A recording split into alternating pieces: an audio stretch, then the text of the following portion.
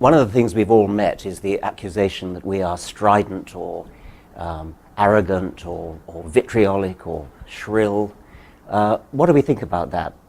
Yeah, well, I'm amused by it because I went out of my way in my book to address reasonable religious people, and I flew the draft with groups of students who were deeply religious.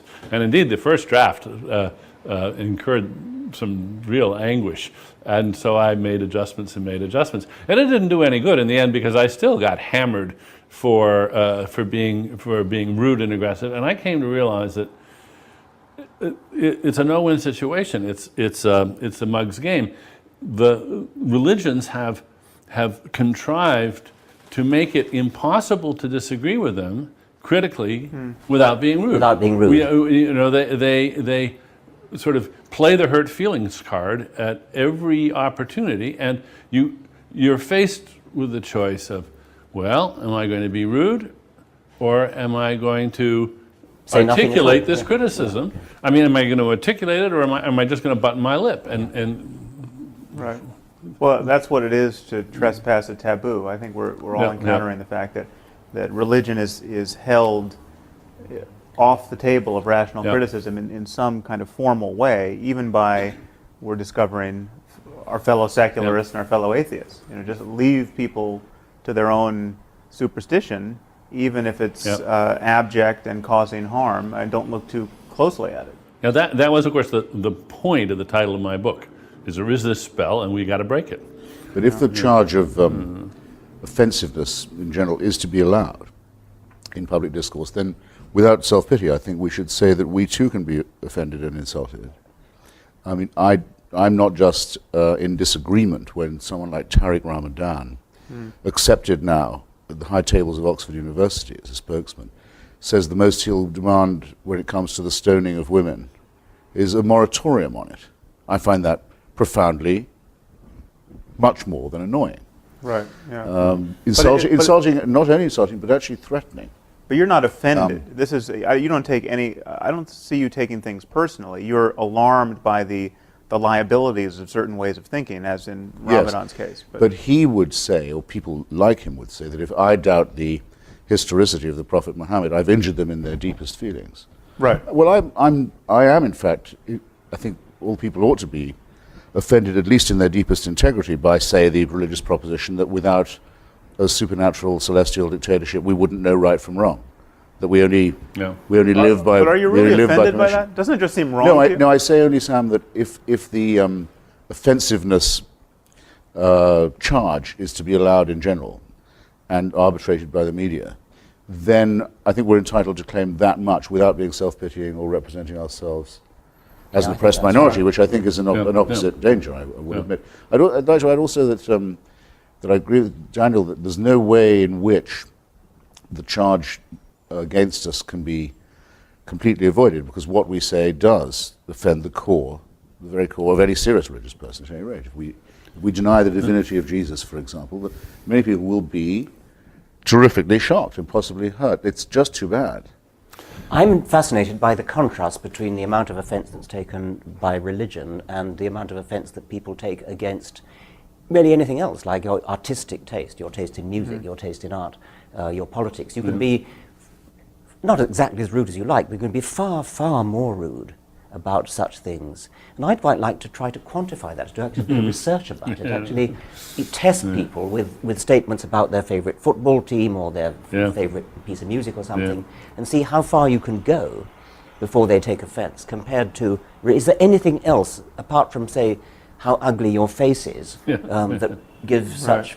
Or your husband's or wife's or girlfriend's face. Yes. Well, it's interesting you say that, because I regularly debate with the terrible man called John Donoghue of the Catholic Defence League, and he actually is righteously upset by certain trends in modern art, which tend to draw attention to themselves by blasphemy. Well, for example, Serrano's Piss Christ, or the elephant dung on the Virgin, and so. And indeed, I think it's quite important that we share with Sophocles and other pre-monotheists a revulsion to desecration or to profanity. That we don't want to see churches desecrated or no, indeed not. religious icons trashed and so forth. We we share an admiration for at least some of the aesthetic achievements of religion. Right. I think this whole notion of I think our criticism is actually more barbed than that, in the sense that we are offending people, but we're also telling them that they're wrong to be offended. I mean, physicists aren't offended when their view of physics is disproved or challenged. I mean, this is just not the way rational minds operate when they're really trying to get at what's true in the world. And religions purport to be representing reality, and yet there's this peevish and tribal and ultimately dangerous reflexive response to having these ideas challenged. I think we're pointing to the total liability of that. Well, and two, there's no polite way to say to somebody, you've wasted your life. Do you realize you've wasted your life? Do you realize that you've just devoted all your efforts and all your goods to a glorification of something which is just a myth? Or have you ever considered even if you say, have you even considered the possibility that maybe you've wasted your life on this? There's no inoffensive way of saying that, but we do have to say it because they should jolly well consider it. Same as we do about our own lives. Oh, absolutely. Yeah. Yes. Dan Barker's making a collection of clergymen who've lost their faith, but don't dare say so because it's their only living. It's the only thing they know what to do. I've heard from one of them at least. Have you? Yeah. Yes. I used to have this when I was younger in arguments with the members of the Communist Party. They sort of knew that it was all up with the Soviet Union. Many of them had suffered a lot and sacrificed a great deal and struggled manfully to keep what they thought was the great ideal alive. Their mainspring had broken, but they couldn't give it up because it would involve a similar concession. Right. But that certainly, if anyone said to me, how could you say that to them about the Soviet Union? Didn't you know you were going to really make them cry and hurt their feelings? I said, don't be ridiculous. Don't be absurd. But it's I find it, in many cases, almost an exactly analogous argument. When people tell me I'm being rude and vicious and terribly aggressive in a way that I should, I say, if I were saying these things about the pharmaceutical industry or the oil interests, would it be rude? Would it be off limits? No. Of course it wouldn't. Right. Well, I want religion to be treated just the way we treat the pharmaceuticals and the oil industry. I'm not against pharmaceutical companies. I'm against some of the things they do, but I just want to put religions on the same page with them. Including denying them tax exemption. Yeah. Yes. Yeah. And, or in the English case, state subsidy. I'm curious how religion acquired this charmed status that it has compared to any of these other things. I mean, somehow we've all bought into it, whether we're religious or not, and that some historical process has led to this immunization of religion against, well, this hyper offense taking that religion is allowed to take. And what's particularly amusing to me, finally, at first it infuriated me, but now I'm amused, is they've managed to enlist legions of non-religious people who take offense on their behalf. And how? In fact, yes. the most vicious reviews of my book have been by people who are not themselves religious, but they're terribly afraid of hurting the feelings of the people that are religious, and they chastise me worse than anybody Exactly who's my actually experience. religious. Exactly my experience. And I think so. One of you pointed out how condescending that view is. That Yes. It's as though it's like the idea of penitentiaries. I mean, they're, other people need them. You know, that That's we right. must keep these people safely in their midst. Yes. Well, I think there's one answer to that question, which may illuminate a difference that or at least a difference that I have with I think maybe all three of you. There's something about. I mean, I still use words like spiritual and mystical without furrowing my brow too much, and I mean, to the consternation of many atheists. I think there is a range of experience that is rare and that is only talked about without obvious qualms in religious discourse, and because it's only talked about in religious discourse, it is just riddled with superstition, and it's used to cash out various metaphysical schemes which it can't reasonably do. But clearly people have extraordinary experiences, whether they have them on LSD, or they have them because they were alone in a cave for a year, or they have them because they just happen to have the neurology that is particularly labile that allows for it.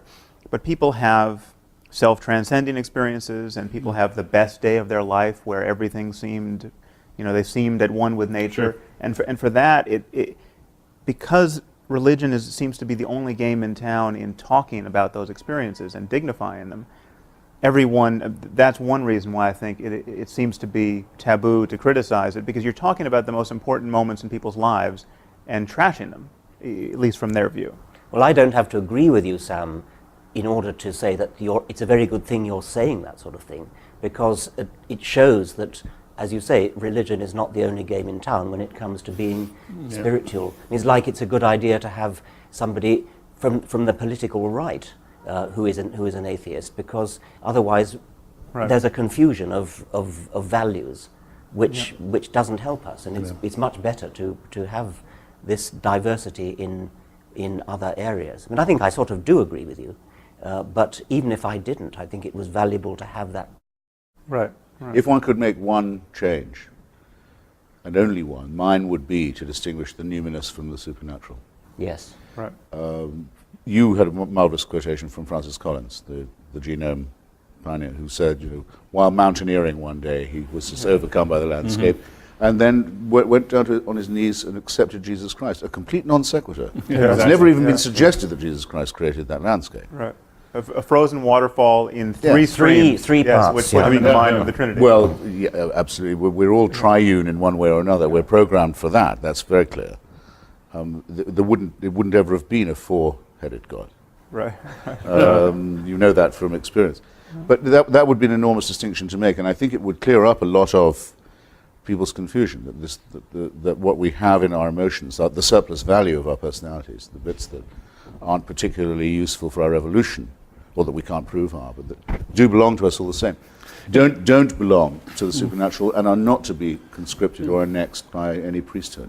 Yes, it's a sad fact that people, in a sense, won't trust their own valuing of their numinous experiences.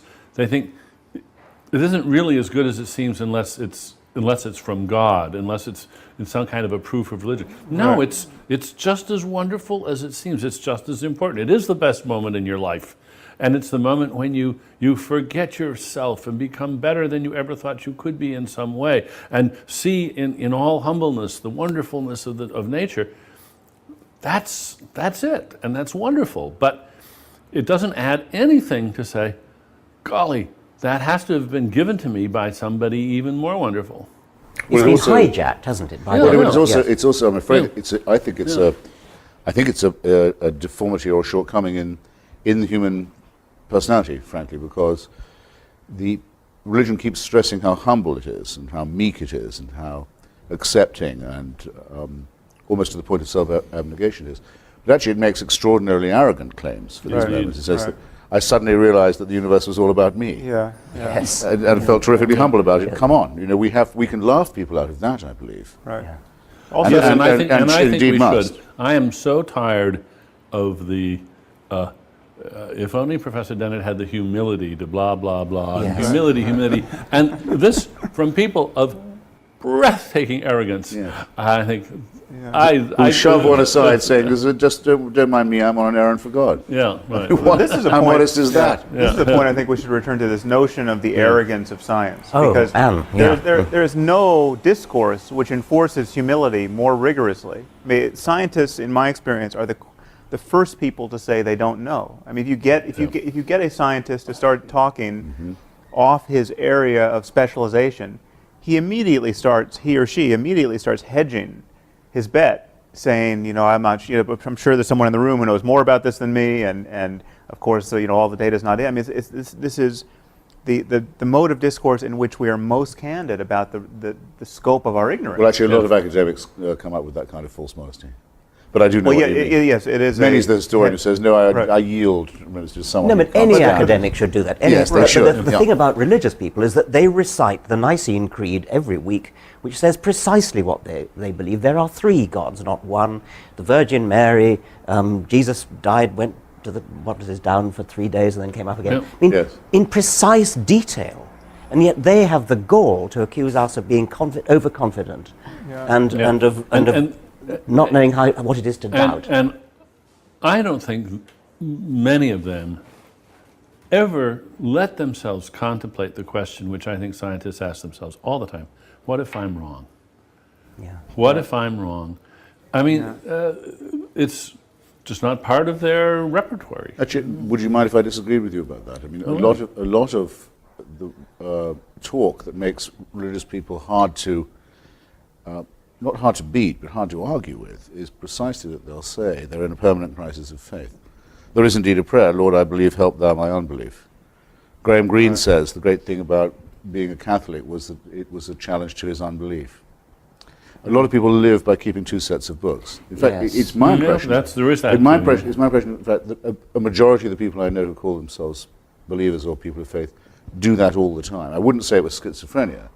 That would be rude. But they're quite aware of the implausibility of what they say. They don't act on it when they go to the doctor or when they travel or anything of this kind. But in some sense, they couldn't be without it. But they're quite respectful of the idea of doubt. In fact, they try and build it in when they can. Well, that's interesting then. And so when they are reciting the creed with its total sort of apparent conviction, is this a kind of mantra which is forcing themselves to overcome doubt by saying, yes, I do believe, I do believe, I do believe, because really I don't. And of course, like the others, like their secular counterparts, they're glad other people believe it. It's an affirmation they wouldn't want other people not to be making. Well, also there's this curious bootstrapping move, which I tried to point out in this recent On Faith piece. This idea that you start with the premise that belief without evidence is especially noble. I mean, this is the doctrine of faith. This is the parable of doubting Thomas. And so you start with that, and then you add this notion, which has come to me through various debates, that the fact that people can believe without evidence is itself a subtle form of evidence. I mean, we're kind of wired to, actually Francis Collins, you mentioned, brings this up in his book. The fact that we have this intuition of God is itself some subtle form of evidence. And this is kind of kindling phenomenon where once you say it's good to start without evidence, the fact that you can is a subtle form of evidence, and then the demand for any more evidence is itself a kind of corruption of the intellect or a temptation or something to be guarded against, and you get a kind of perpetual motion machine of self-deception where you can get this thing up and running. But they like the idea that it can't be demonstrated, because then there'd be nothing to be faithful about. Right. That's the point of faith. If everyone had seen the resurrection, and we all knew that we'd been saved by it, then we would be living in an unalterable system of belief, and it would have to be policed. Right. Well, and it would actually be, those of us who don't believe in it are very glad it's not true, because we think it would be horrible.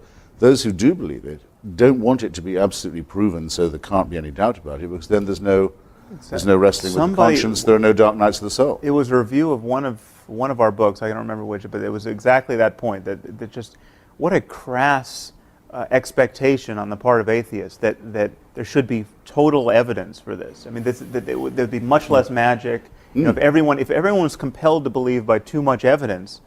Actually, this is Francis Collins. I'm sorry. This is Francis Collins. A friend of mine, Canon Fenton of Oxford, actually, said that if the church validated the Holy Shroud of Turin, he personally would leave the ranks, because if they were doing things like that, he didn't want any part of it. Right.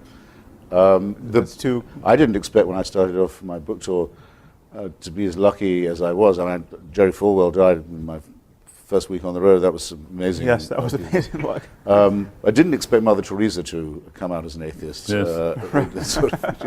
But reading her letters, which I now have, it's rather interesting. She writes, I can't bring myself to believe any of this. She tells all her confessors, all her superiors, I can't hear a voice. I can't feel a presence, even in the Mass, even in the sacraments, no small thing. And they write back to us saying, that's good. Right. That's great. You're suffering. It gives you a share in the crucifixion. It makes you part of Calvary.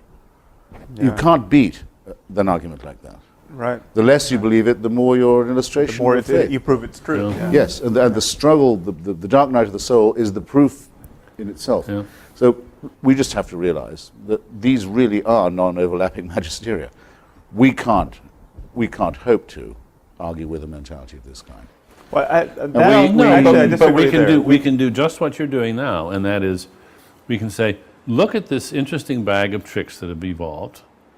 Notice that they're circular, that they're self-sustaining, that they don't have any, that they could be about anything, and and then you don't argue with them. You simply point out that these are not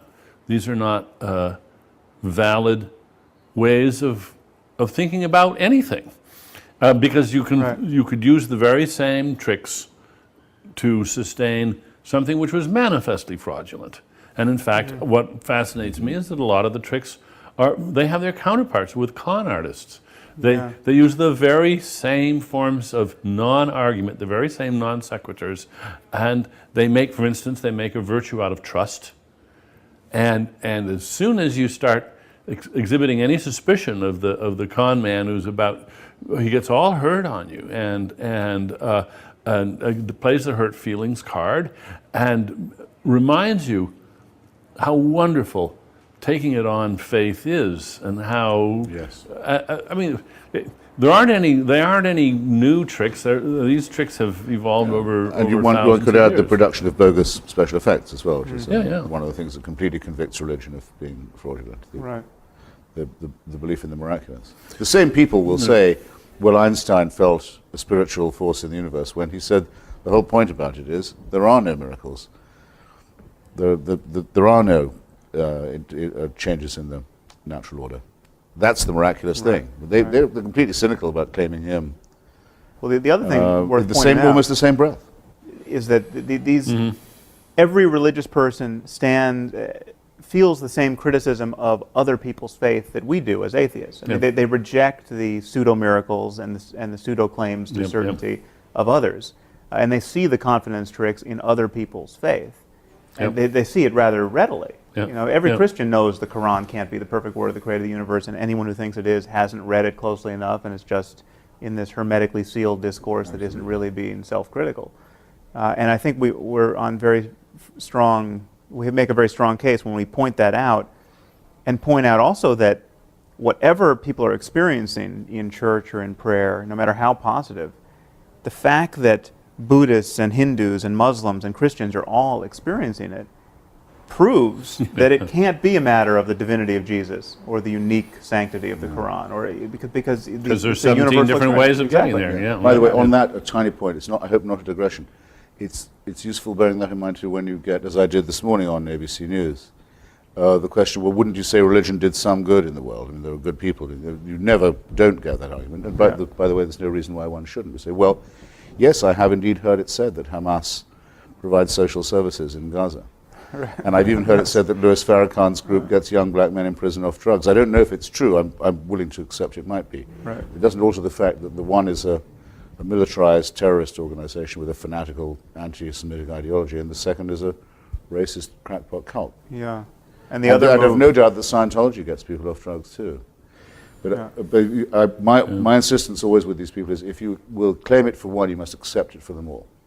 And the other move you can make there, because if you don't, it's flat out dishonest. You can invent an ideology which, by your mere invention in that moment, is obviously untrue, which would be quite useful if propagated to billions. I mean, That's right. You could say, this is my new religion. Teach people to demand that your children study science and math and economics and all of our terrestrial disciplines to the best of their abilities. And if they don't persist in those efforts, they'll be tortured after death by 17 demons. This would be extremely useful, and it would be far more useful than Islam, propagated to billions. And yet, what are the chances that the 17 demons exist? Zero. There's a slipperiness too, isn't there, about one way of speaking to sophisticated intellectuals and theologians, and another way of speaking to congregations, and above all, children. And I think we've all of us been accused of going after the easy targets of the Jerry Falwells of this world and ignoring the sophisticated professors of theology. And I mean, I don't know what you feel about that, but one of the things I feel is that the sophisticated professors of theology will say one thing to each other and to intellectuals generally, but will say something totally different to a congregation. They'll talk about miracles, they'll talk about... Well, they won't talk to a congregation.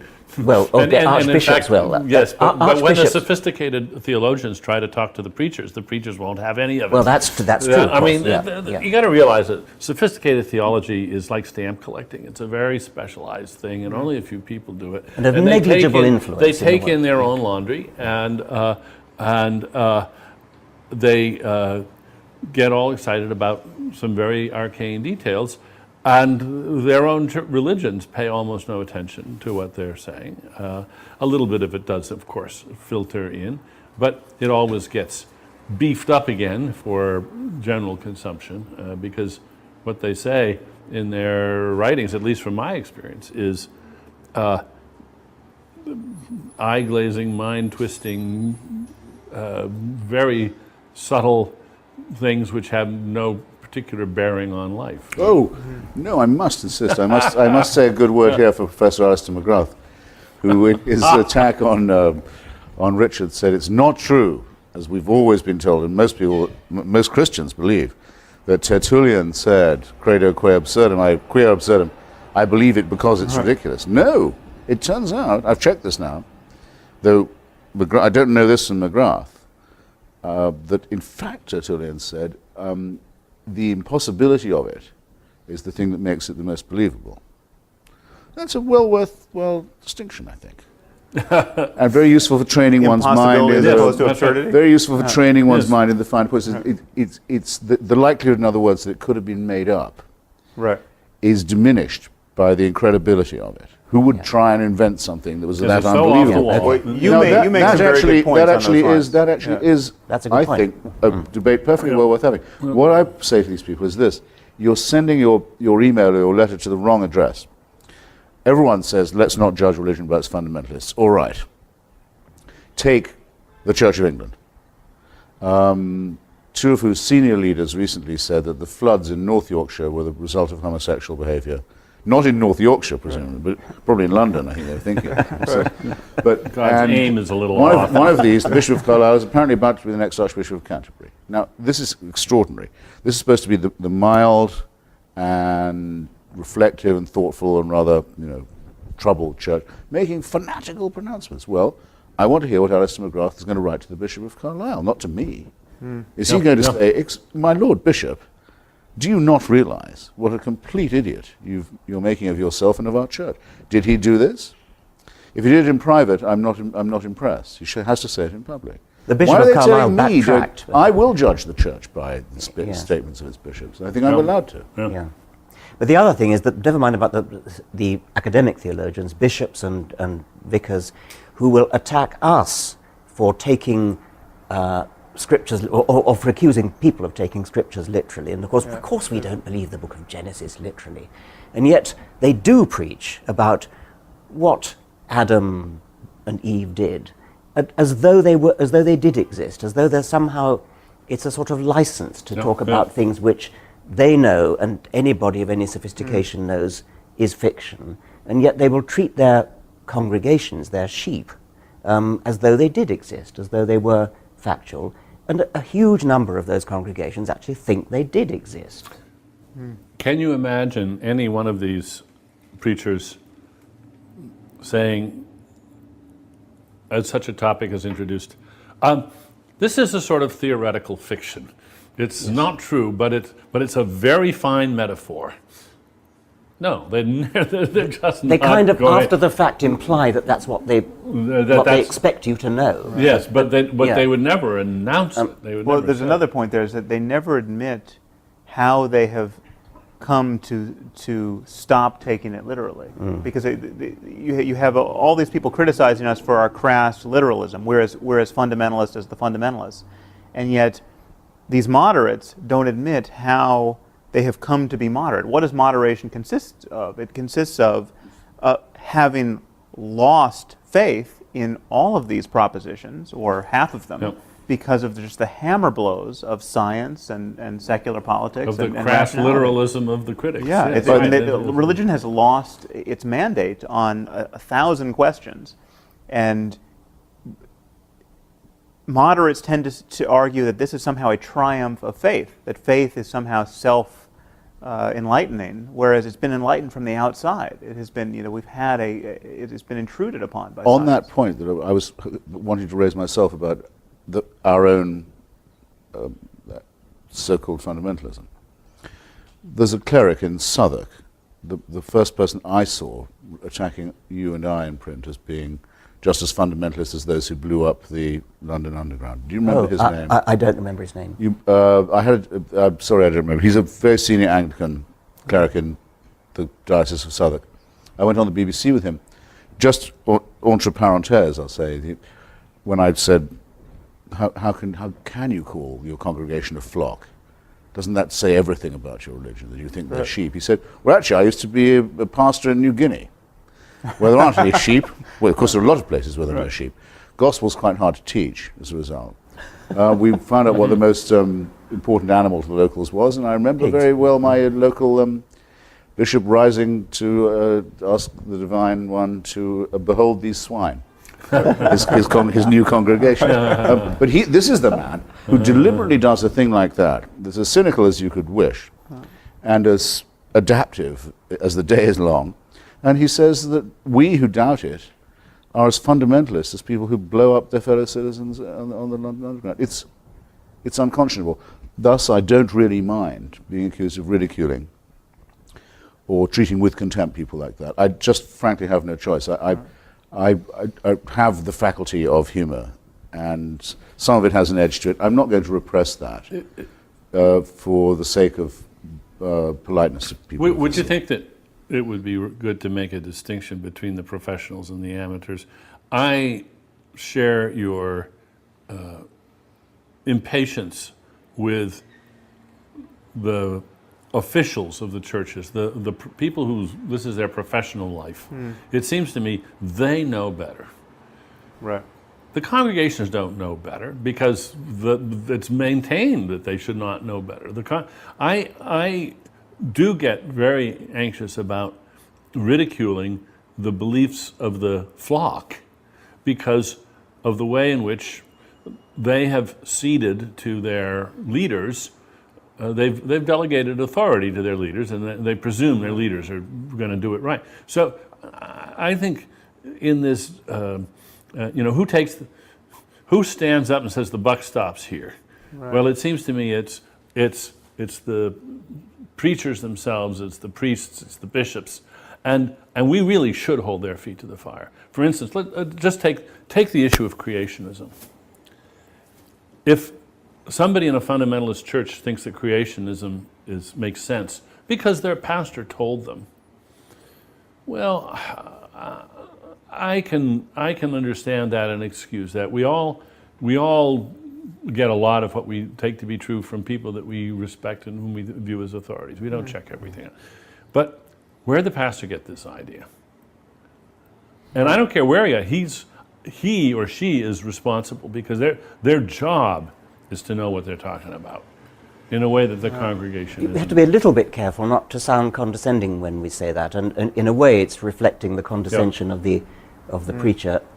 Yes, because I'll take things that you and Richard say on the human and natural sciences, not without wanting to check, but I'm often unable to, but knowing that you are the sort of gentleman who would have checked. If you say, the bishop told me it, so I believe it, you make a fool of yourself, it seems to me, and one is entitled to say so. Just as one is entitled when dealing with an ordinary racist to say that his opinions are revolting. Right. He may know no better, but that's not going to save him from my condemnation. And nor should it. And I think exactly it's condescending not to confront people, as it were, one by one, or en masse. So public opinion is often wrong. Mob opinion is almost always wrong. Let's linger religious on this opinion issue is of wrong. authority. Religious opinion is wrong by definition. We can't avoid this conflict. And I wanted to intrude the name H.L. Mencken at this point. Mm-hmm. Now a very unjustly celebrated American writer, not particularly to my taste, much too much of a Nietzschean, and what really was once meant by social Darwinists at one stage. But why did he win the tremendous respect of so many people in this country in the 20s and 30s? Because he said the people who believe what the Methodists tell them and what William Jennings Bryan tells them are fools. They're not being fooled, they are fools. They should... Shame on them for believing these. Yes, they make themselves undignified and ignorant, and no mincing of words here, and a great admixture of wit and evidence and reasoning. It absolutely works. It's the most successful anti-religious polemic there's probably ever been in the modern world. In the 20th century, anyway. I think we just touched upon an issue that we should really highlight this whole Yeah. notion of authority, because Yeah. religious people often argue that science is just a tissue of uncashed checks. You know, we're all Yeah, yeah. relying on authority. How do you know that the cosmological constant is whatever it is? You know, so I think you two are well placed to do this. Differentiate the kind of faith placing in authority that we practice without fear in science and rationality generally, and the kind of faith placing in the preacher or the theologian that we criticize. Well, what we actually do when we who are not physicists take on trust what physicists say is we have some evidence to suggest that physicists have looked into the matter, that they've done experiments, that they've peer-reviewed their papers, that they've criticized each other, that they've been subjected to massive criticism from their peers in seminars and in lectures and things. And they've come through. And remember the structure that's there too. It's not just that there's peer review, but it's very important that it's competitive. For instance, when Fermat's last theorem was proved by Andrew Wiles. Andrew Wiles. The reason that those of us who forget it, I'm never going to understand that proof. But the reason that we can be confident that it really is a proof is that nobody wanted him to get there every first. other mathematician who was competent in the world was very well motivated to study find that. it, yeah. And believe me, if they begrudge him that this is a proof, it's a proof. Yes. Yeah. And there's nothing like that. No, because in when The religion. antithesis of No, that. no religious person has ever been able to say what Einstein said. If I'm right, the following solar event will occur off the west coast of Africa in, I forget how many years and months from now, and it did, within a very tiny degree of variation. There's never been a prophecy that's been vindicated like that, or anyone willing Yep. to place their reputation and their, as it were, their life on the idea that it would be. I was once asked at a public meeting, don't you think that the mysteriousness of quantum theory is just the same as the mysteriousness of the Trinity or the transubstantiation? And the answer, of course, can be answered in two quotes from Richard Feynman. One, Richard Feynman said, if you think you understand quantum theory, you don't understand quantum theory. He was admitting that it's highly mysterious. But the other thing is that the predictions of quantum theory, experimentally, are verified to the equivalent of predicting the width of North America to the width of one human hair. And so quantum theory is massively supported by accurate predictions, even if you don't understand the mystery of the Copenhagen interpretation or whatever it is. Whereas the mystery of the Trinity doesn't even try to make a prediction, let alone an accurate one. You know, I don't like. It isn't a mystery either.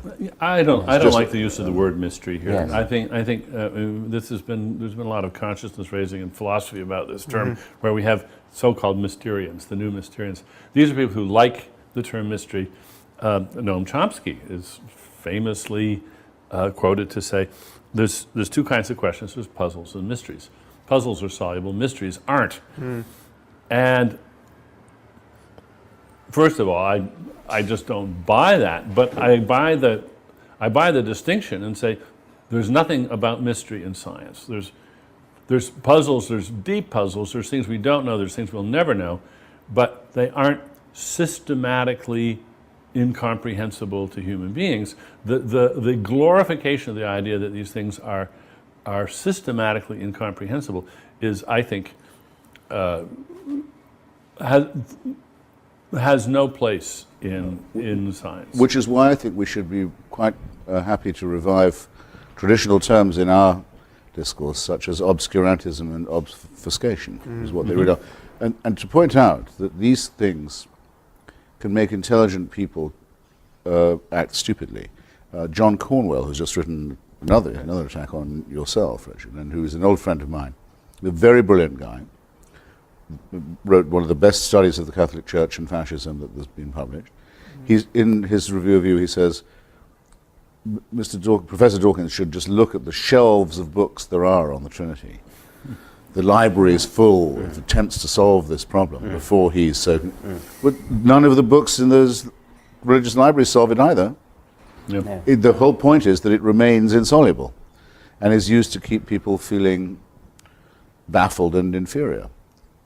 But I want to come back to the thing about mystery in physics, because isn't it possible that our evolved brains, because we evolved in what I call middle world, where we never have to cope with either the very small or the cosmologically very large, we may never actually have an intuitive feel for what's going on in quantum mechanics, but we can still test its predictions. We can still actually do the mathematics and do the physics to actually test the predictions, because anybody can read the dials on a... Right. I think what we can see is that what scientists have constructed over the centuries is a series of tools, mind tools, thinking tools, mathematical tools, and so forth, which enable us to some degree to overcome the limitations of our evolved brains, our Stone Age, if you like, brains. And overcoming those limitations is not always direct. Sometimes you have to give up something. Yes, you'll just never be able to, as you say, to be able to think intuitively about this. But you can know that even though you can't think intuitively about it, there's this laborious process by which you can make progress, and you do have to cede a certain authority to the process, but you can test that, and it can carry you from A to B. In the same way, if you're if you're a quadriplegic, an artificial device can carry you from A to B. Doesn't mean you can walk from A to B, but you can get from A to B. Yes, I mean the bolder physicists will say, "Oh, who cares about intuition? I mean, just look at the math." That's right. They are comfortable with with living with their prostheses. Well, the perfect example of that is just dimensions beyond 3, because we can't visualize a fourth dimension or a fifth, but it's trivial to represent it mathematically. And so we can move into other domains. And now we teach our undergraduates how to manipulate n-dimensional spaces and to think about vectors in n-dimensional spaces. And they get used to the fact they can't quite what you do is you imagine 3 of them and say, you wave your hand a little bit and say, more of the same. But you check your intuition by running the maths, and it works. But it's easy to do something. Say you're a psychologist looking at personality, and you say there are 15 dimensions of personality, and you could think of them as being 15 dimensions in space.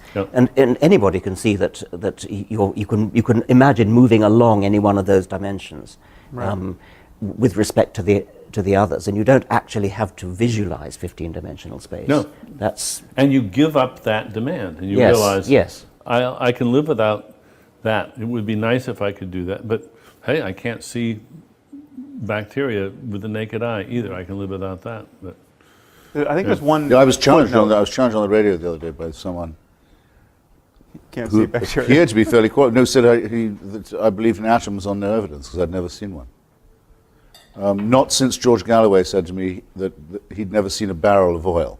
Right. That's cute. That you realise that people at this point, they're wearing themselves right down to their uppers. I mean, they're desperate when they get to this stage. The reason I say it is because I think it could, I don't want us to make our lives easier, but it makes the argument a little more simple. We are quite willing to say there are many things we don't know. Haldane, I think it was, said, the universe is not just queerer than we understand, it's queerer than we can understand. We know there'll be great new discoveries. We know we'll live to see great things, but we know there's a tremendous amount of uncertainty. That's the whole distinction.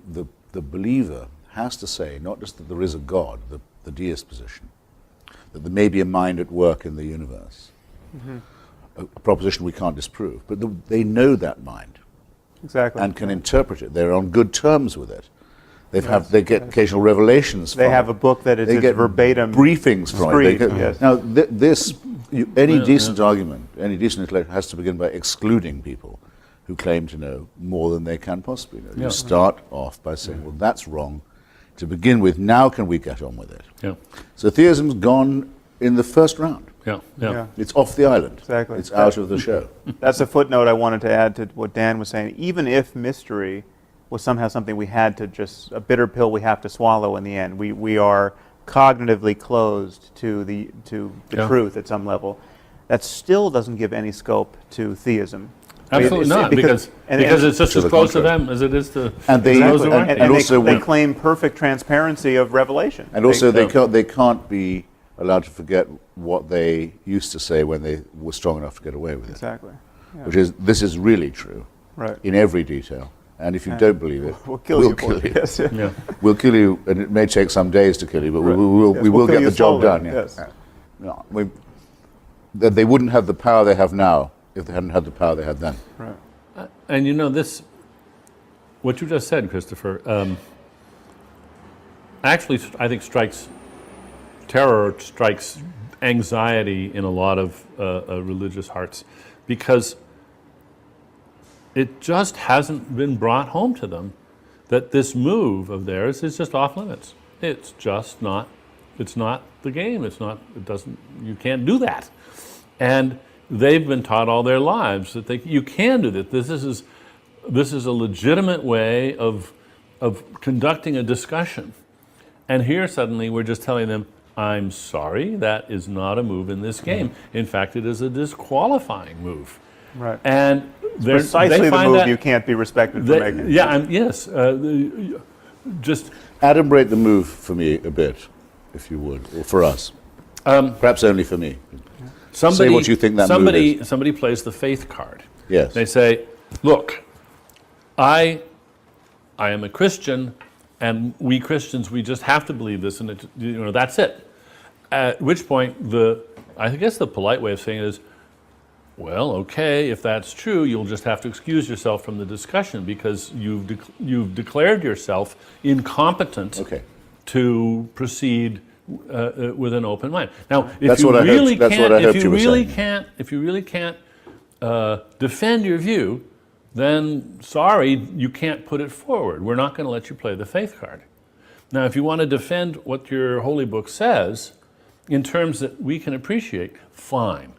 But because it says it in the holy book, that just doesn't cut any ice at all. And if you think it does, you're clearly, that is, first of all, that's just arrogant. It is a bullying move, and we're just not going to accept it. And it's a move that they don't accept when Exactly. done in the name of another faith. Exactly. But now, in which That's the case, could I problem. ask you something, all three of you, who are wiser than I on this matter? What do we think of Victor Stenger's book that says that we can now scientifically disprove the existence of God? Do you have a view Which of God? I haven't read the book. Which God? The God of Any- the possibility. Any kind of this? Either any a kind creating one or a supervising one, and certainly an intervening one. I mean, I think that's fairly exhaustive. My view had always been that since we have to live with uncertainty, only those who are certain leave the room before the discussion can become adult. Victor Stenger seems to think now we've got to the stage where we can say with reasonable confidence it's disproved, not vindicated or better explanation proposed. But disproved. I just thought it'd be an interesting proposition because it matters a lot to me that our opinions are congruent with uncertainty. Right. Well, I think the weak And in link. other words, with doubt. Yeah, I was a big fan of his book and actually blurbed it, but I think the weakest link is this foundational claim on the texts, this idea that we know that the Bible is the perfect word of an omniscient deity, because that is an especially weak claim, and it really is the claim. It is really the gold in their epistemological gold standard. I mean, it all rests on that. That if the Bible is not a magic book, Christianity in this case evaporates. If the Quran is not a magic book, Islam evaporates. And when you look at the books and ask yourself, is there the slightest shred of evidence that this is the product of omniscience? Is there a single sentence in here that could not have been uttered by a person for whom a wheelbarrow would have been, emergent technology? You have to say no. I mean, there's not. If the Bible had an account of DNA and electricity and other things that would astonish us, then okay, our jaws drop suitably, and we have to have a sensible conversation about the source of this knowledge. Dinesh D'Souza makes this claim in his new book.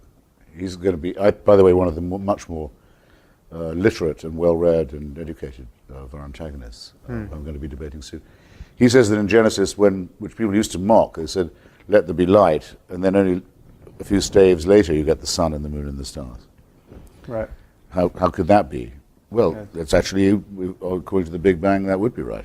Yeah, but that's The bang pathetic. precedes the galaxies. Yeah. I mean, believe me, it's pathetic too. But Right. Well, I try to demonstrate this cast of mind in, I think, a very long endnote in the End of Faith, where I say any text can be read. Well, with the eyes of faith, you can make magical impressions out of any text. So I literally walked into a bookstore, the cookbook aisle of a bookstore, randomly opened a cookbook, found a recipe for wok, I think it was wok seared shrimp with Ogo relish or something, and then came up with a mystical interpretation of the recipe. And you can do it. I mean, you can connect the dots with any crazy text well, Michael and find wisdom in it. Shermer did it with the Bible code. Right, I haven't seen You know, that. the but hidden yeah. messages in the Bible. Yeah. Very, very Yeah. good. You can write yesterday's headlines from it Right. anytime you like. Yeah. I have a question for the three of you. Is there any argument for faith, any challenge to your atheism that has given you pause, that has sent you back on your heels, where you felt you didn't have a ready answer, etc.?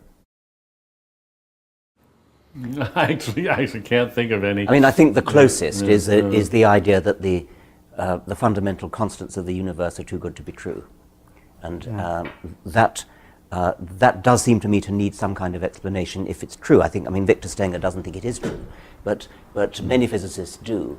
I don't think, I mean, it certainly doesn't in any way suggest to me a creative intelligence, because you're still left with the problem of explaining where that came from. Right. And a creative intelligence who's sufficiently creative and intelligent enough to fine-tune the constants of the universe to give rise to us has got to be a lot more fine-tuned himself than... Why create all the other planets in our solar system dead? Well, that's a separate question. Yeah, say, well, if it's that good. Yeah. I mean, Yes. Bishop Montefiore was very good at this, was a former friend of mine, say that you have to marvel at the conditions of life and the knife edge on which they are. So it is a knife edge, yes. Our planet is, a lot of it too hot or too cold. Right. It's on a climate. The other planets are completely too hot or too cold to support life. That's just one solar system, the only one we know about where there is life. Not much of a designer. And of course you can't get out of the infinite regress. But I've not come across a single persuasive argument of that kind. But I wouldn't have expected to, because as I realized when I thought one evening, they never come up with anything new. Well, why would they? Their arguments are very old by definition. And they were all evolved when we knew very, very little about the natural order.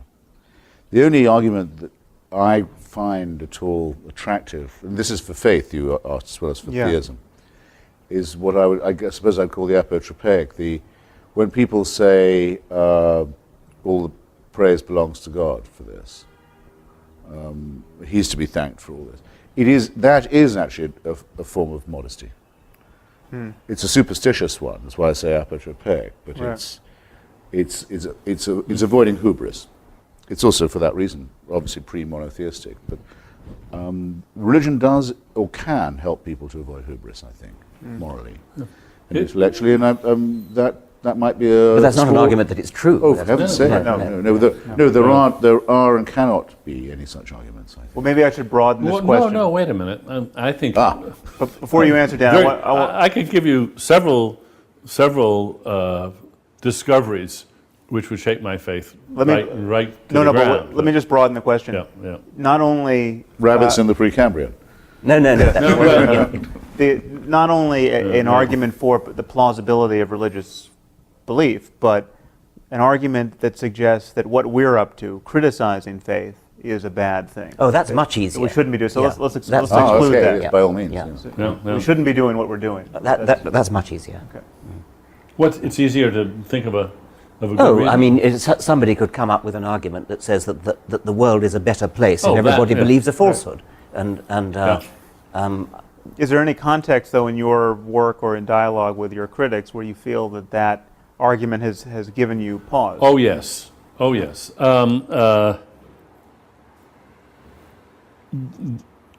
Not so much in breaking the spell, but when I was working on my book on free will, Freedom Evolves, I kept running into critics who who were basically expressing something very close to a religious view, namely, look, free will is such an important idea. If we gave up the idea of free will, we would have, people would lose a sense of responsibility and we would have chaos. And you really don't want to look too closely. Just avert your eyes. Do not look too closely at this issue of free will and determinism. And I thought about that explicitly in the environmental impact category. Okay, could I imagine that my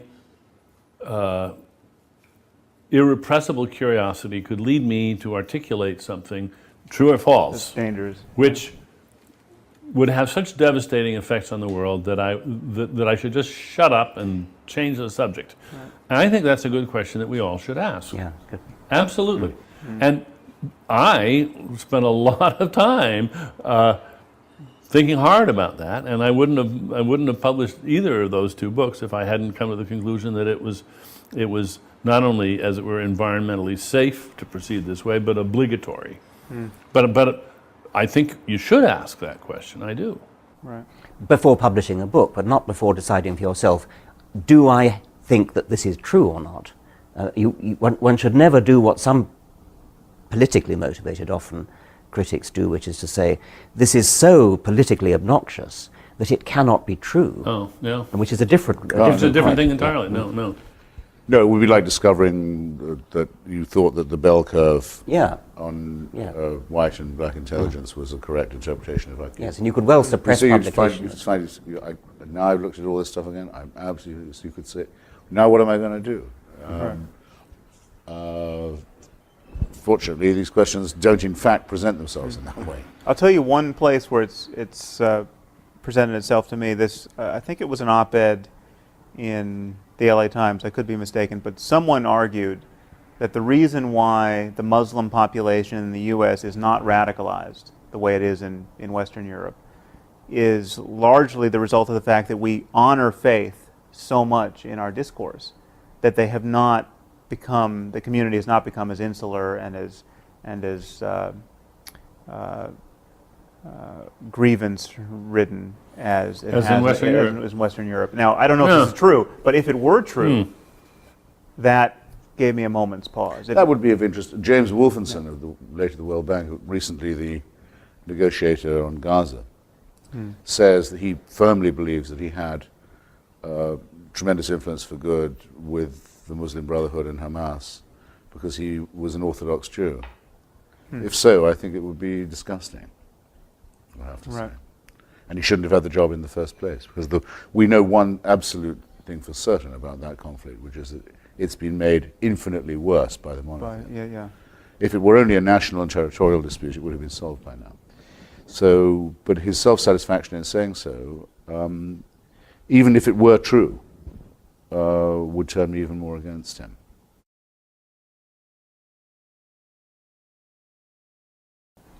There are two issues converge here. One is the question, what do we want to accomplish?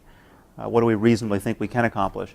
And then this article of faith that I think circulates, unfortunately, among people of our viewpoint, that you can't argue anyone out of their beliefs. I mean, well, is this a completely fatuous exercise, or can we actually win a war of ideas with people? And I think, certainly judging from my email, we can't. I mean, I'm constantly getting email from people who have lost their faith and in effect been argued out of it. And the straw that broke that camel's back was either one of our books or some other process of reasoning or incompatibility of what they knew to be true and what they were told by their faith, that I think we have to just highlight the fact that it's possible for people to be shown the contradictions and internal to their faith, or the contradiction between their faith and what we've come to know to be true about the universe, and they just, the process can take minutes or months or years, but they have to renounce their superstition in the face of what they now know to be true. I was having an argument with a very sophisticated biologist who's a brilliant expositor of evolution,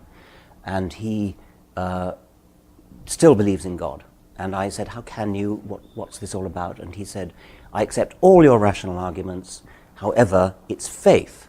And then he said this very significant phrase to me, there's a reason that it's called faith. He said it very decisively, very almost aggressively. There's a reason that it's called faith. And that was to him the absolute knockdown clincher. You can't argue with it because it's faith. And he said it proudly and defiantly, rather than in any sort of apologetic way. And you get it all the time in North America from people who say you've got to read William James and have had to be able to judge other people's subjective experiences, which is something that's by definition impossible to do. Right. If it's real to them, why can't you respect it? I mean, this wouldn't be accepted in any other field of argument at all. The impression people are under is the critical thing about them. I had a debate with a very senior Presbyterian in Orange County. I asked him, because we were talking about biblical literalism, of which he wasn't an exponent, but I said, well, what about the graves opening at the time of the crucifixion according to St. Matthew? Matthew, I'd rather say. And everyone getting out of their graves in Jerusalem, walking around greeting old friends in the city. I was going to ask him, doesn't that rather cheapen the idea of the resurrection of Jesus? But he mistook my purpose. He wanted to know if I believed that had happened. That was what he thought. Right. And he said that as a historian, which he also was, he was inclined to doubt it. Right. But that as a Presbyterian minister, he thought it was true. I thought, well, all right then. How many personalities do we have? I'm seriously, for me, it was enough that I got him to say that. Right. I said, in that case, I rest my case, in fact. I don't want to say any more to you now. You've said all I could say. Yeah, yeah. Well, there's one other chip I'd like to put on the table here. There's this phenomenon of someone like Francis Collins, or the biologist you just mentioned, someone who obviously has enough of the facts on board, enough of a scientific education to know better, and still does not know better, or professes not to know better. And I think we have a cultural problem where, and this was actually brought home to me at one talk I gave. A physics professor came up to me at the end of the talk and told me that he had brought one of his graduate students who was a devout Christian and who was quite shaken by my talk, and all I got from of this report was that this was the first time his faith had ever really been explicitly challenged. And so there's something about that. It's true to say that you can go through the curriculum of becoming a scientist and never have your faith explicitly challenged because it's taboo to do so. And now we have engineers who can build nuclear bombs in the Muslim world who still think it's plausible metaphysics that you can get to paradise and get 72 virgins. And we have people like Francis Collins who think that on Sunday you can kneel down in the dewy grass and give yourself to Jesus because you're in the presence of a frozen waterfall, and on Monday you can be a physical geneticist. Well, according to our friend, the great Pervez Hudboy, the great Pakistani physicist, there are people who think you can use the jinns, the devils, and harness their power for the reactor. It's almost tempting to fund such a project. Yeah, and it seems, and I gather that, again, I can't get over him still, the respected Tariq Ramadan of St. Anthony's College, Oxford, says in his book, I'm told, that he believes in jinns too. Right. Right. I hope I'm not doing him an injustice. I've been told that in his book, In the Steps of the Prophet, he says as much. So one is up against things that are flat out primitive and superstitious. I think it may be easier than we're supposing to shake people's faith. There's been a moratorium on this for a long time.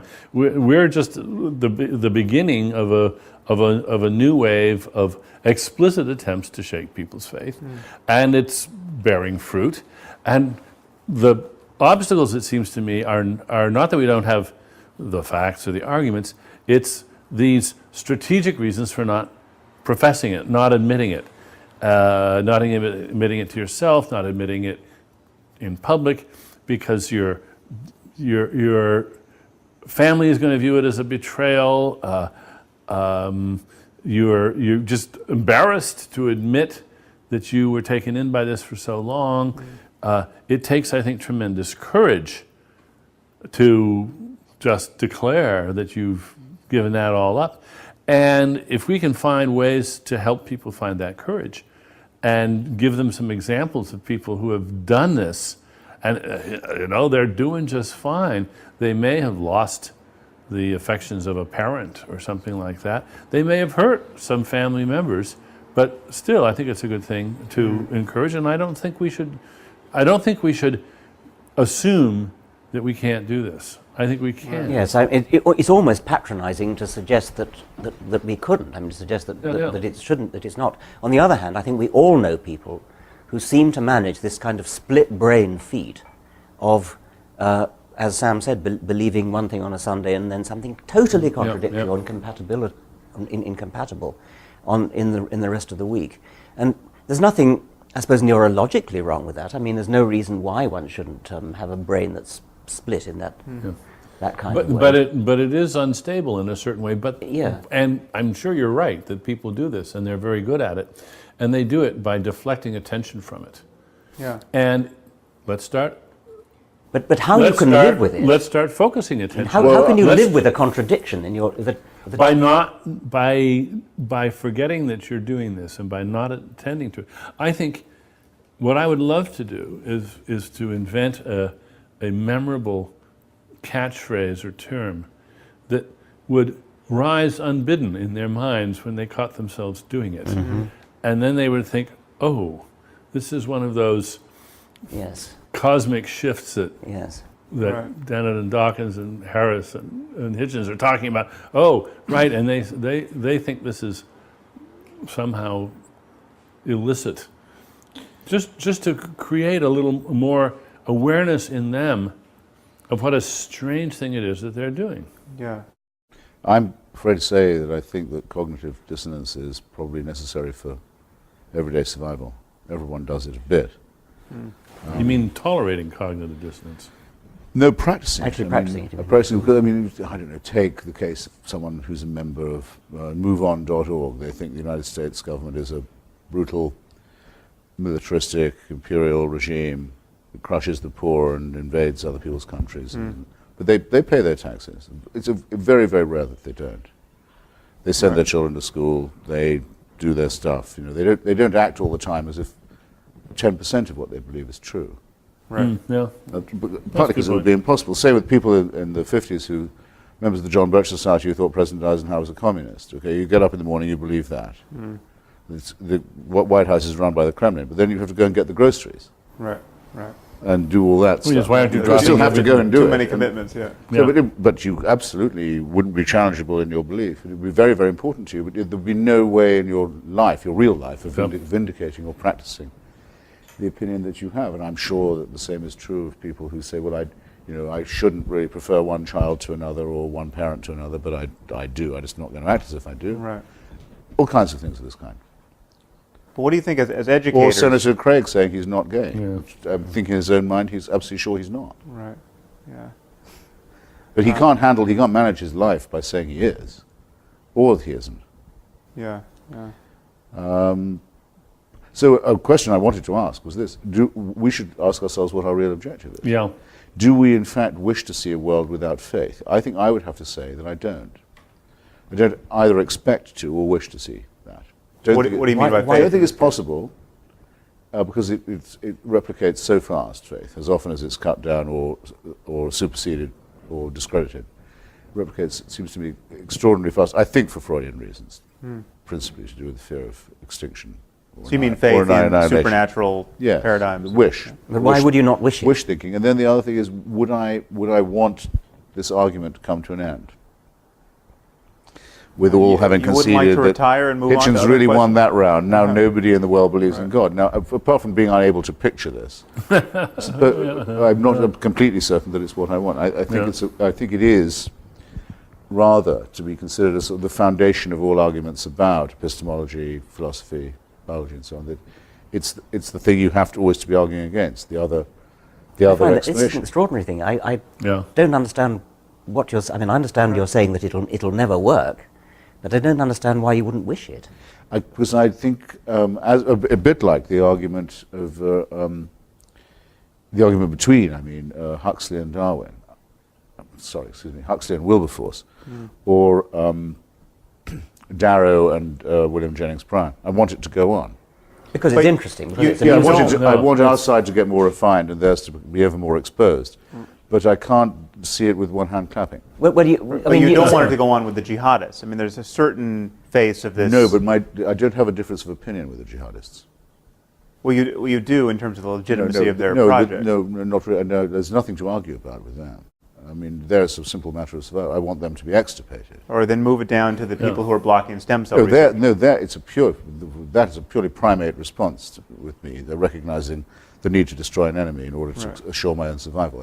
I've no interest at all in what But it they sounds think. like your But love. none. I mean, really, we haven't still come to your question about Islam, but no interest at all in what they think. Only interested in refining methods of destroying them. In other words, you've simply given up. A task in which, by the way, one gets very little secular support. Yes, Most that's atheists notable. don't want this fight. Yeah. The most important one is the one they want to shirk. They'd far rather go off and dump on Billy Graham. Well, Because I on think, that they know that they can't, there's no danger. I think that because we find the idea of exterminating these people just abhorrent, and we think that besides it will, No, I it said will breed them extirpating. extirpate. Yes. Complete destruction of the jihadist forces. Extermination, I think, has to be applied more as a species or to... No, but Christopher, Well, going yes. back to your thing about, it sounds as though you like argument, you like having, it's almost the theatre It's the of having an process, intellectual argument which would be lost. Well, I would rather say the dialectic, actually, Richard. In other words, one learns from arguing with other people. Yes. And I think all of us around this table have probably enhanced or improved our own capacities as reasoners. Yes, in but, this- but I in mean, this there are plenty of context. other things to reason about. You can Yeah. having won the battle against religion, we can go back to science or whatever it is we Yes. practice, and we can argue and reason about that. And there's plenty of arguments, that really worthwhile But arguments. it'll always be the case that some will attribute their presence here to the laws of biology, and others will attribute their presence here to a divine plan that has a scheme for them. Well, that's And you can tell a lot, in my view, about people from which view they take. And as we all know, only one of those views makes sense. But how do we know that? Because we have to contrast it with the opposite one, But let me make an which is not analogy here, going, though. not going to disappear. Because you could have said the same thing about witchcraft at some point in recent history. You could say that every culture has had a belief in witches, a belief in the efficacy of magic spells. Witchcraft is ubiquitous, and we're never going to get rid of it, and we're fools to try. Or we can try only as a matter of dialectic. But witchcraft is going to be with us. Well, And yet witchcraft has almost without exception. I mean, you can find certain communities Not where at all. Not at all. No, I mean, It's real in a- witchcraft. Not witchcraft as witchcraft is in this completely religious faith. ineradicable. It spreads like weed, often under animist and Christian. No, I don't mean Not- Washington. not in the Western world. I mean, the I mean Washington frank Post, witchcraft. the Witchcraft Washington of the Post- evil eye, and instead of medicine, you have. You think you've got rid of that? I think we've got. Oh, fundamentally, we've got rid of Yeah. that. Yes. But in any case, don't you Not want at to get all. rid of it? I mean, Not at all. There's currently a campaign to get Wiccans registered to be buried in Arlington Cemetery. Well, Oh, but modulo the Wiccans are to Yeah, they're not- witchcraft as Unitarians are. Right. They're not real. I'm talking Come on, about. ma'am. I'm talking about a willingness to kill your neighbor because you think that there is some causal mechanism by which they, through their evil intent, could have destroyed your crops psychically, or cast an evil eye upon your. I mean, it comes in ignorance yes. of medical science. I mean, you don't know why people get sick, and you suspect your neighbor of ill intent, and then witchcraft fills the void there. No, one And wouldn't say in such a case that one wished to be, one didn't wish to be without it. That we've lost something But interesting we to argue are with. effectively with. I mean, we're not dealing with the claims of witches intruding upon medical. Don't go to alternative medicine and acupuncture here. I'm talking about real witchcraft. Well, I was medieval about witchcraft. to do that very thing. And the Washington Post publishes horoscopes every day. Astrology Yes, is yet another matter. But you think- astrology is a Let's take a milder. pale- Astrology is not going to be eradicated. Believe Okay, me, well, but it people are not going doesn't to stop need to be reading eradicated. horoscopes. no, but you're confusing whether it's going to be eradicated and whether you want it to be eradicated. And it sounds as though you don't want it to be eradicated because you want something to argue against and something to sharpen Yes, your wits I on. think that is in fact what I. But in fact, instead of thinking about eradication, why not think about it the way an evolutionary epidemiologist would and say, what we want to do is we want to encourage the evolution of avirulence. We want to get rid of the harmful kinds. And I mean, I don't care about astrology. I don't think it's harmful enough. I mean, it was a little scary when Reagan was reportedly using astrology to make decisions.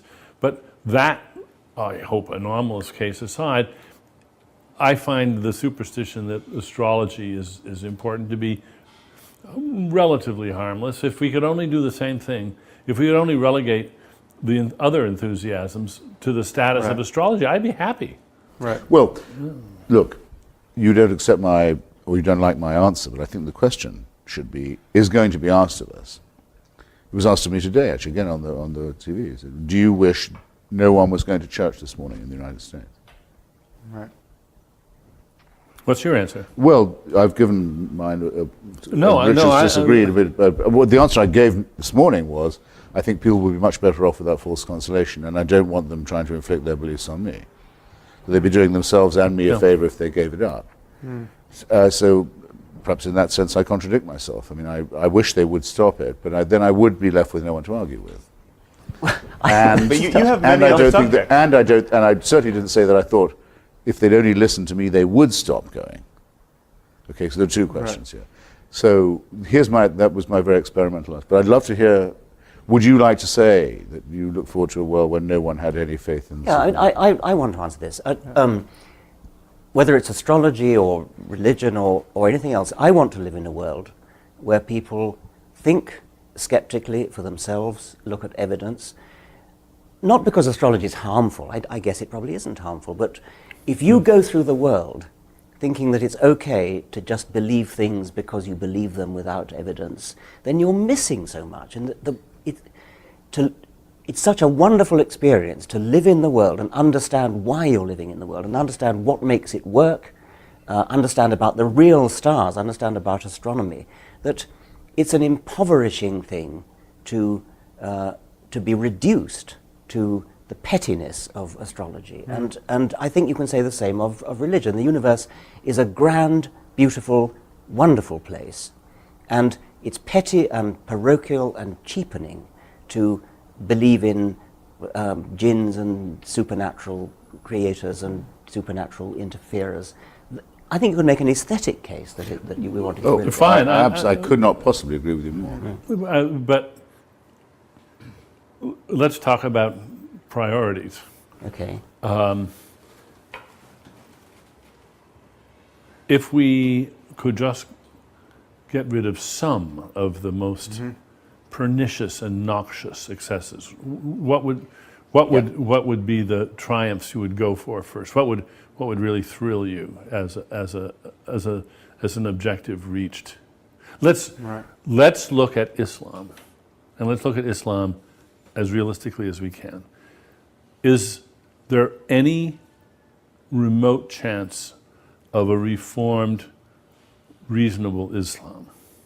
Well, isn't the present savage Islam actually rather recent? Isn't it the Wahhabi? You have to go back quite a ways, I think, to get Only up to a point. I mean, I think there's, and again, none of us are whether we're equipped to do it, we're not the most persuasive mouthpieces of this criticism. Yep. I mean, it takes someone like Ayaan Hirsi Ali or a Muslim scholar, someone like Ibn Waraq, to authentically criticize Islam and have it be heard by people, but especially the secular liberals of a sort who don't trust our take on this. But it seems to me you have different historical moments in the history of Islam that are distinct. One where Islam really has, you have some Muslim, you have a caliphate, or you have some Muslim country which has a reign of Islam and is unmolested, but for whatever period of time from the outside, and then Islam can be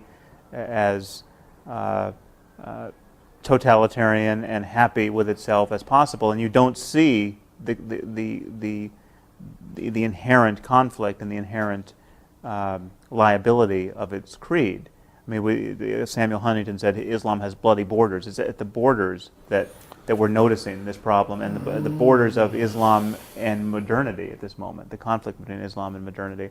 But yes, you can find instances in the history of Islam where people weren't running around waging jihad because they had successfully waged jihad. Yeah. But what about women in that exactly, world? the suffering of women within those borders. Even in the best of times. But there's also there's obviously some kind of syncretism. I mean, we know quite a lot now. There have been some wonderful books. Maria Menacal's book on Andalusia, for example, on periods where Islamic civilization was relatively at peace with its neighbors and doing a lot of work of its own on matters that were not jihadist. And I saw myself during the wars in post-Yugoslavia that the Bosnian Muslims behaved far better than the Christians, either Catholic or Orthodox, and were the victims of religious massacre and not the perpetrators of them, and were the ones who believed the most in multiculturalism. So it can happen. And you could even meet people who said they were atheist Muslims or Muslim atheists, or Muslim secularists in Bosnia. In Sarajevo. You could, which is a technical impossibility. But the problem is this: whether we think, as I certainly very firmly do believe, that totalitarianism is innate in all religion, because it has to want an absolute, unchallengeable, eternal authority. In all religion. Must be so. The creator whose will can't, our comments on his will are unimportant. His will is absolute. It cannot be challenged, and applies after we're dead as well as before we're born. I mean, that is the origin of totalitarianism. I think Islam states that in the most alarming way, in that it comes as the third of the monotheisms and says nothing further is required. Right. This is the last. There have been previous words from God, we admit that. We don't claim to be exclusive, but we do claim to be final. There's no need for any further work on this point. And we do claim that there's no distance between theology and civics. In our world, surely the worst thing anyone can say is no further inquiry is needed. Right. You've already got all you need to know. All else is commentary. It's the most sinister and dangerous thing. And that is a claim that Islam makes that others don't quite make in the same way. Well, let me play devil's advocate for a moment on that. There's no point. refutation of Islam in Christianity or Judaism, but there is in Islam. We accept all the bad bits of Judaism. We love Abraham and his sacrifice of his son, willingness to sacrifice. We love all that.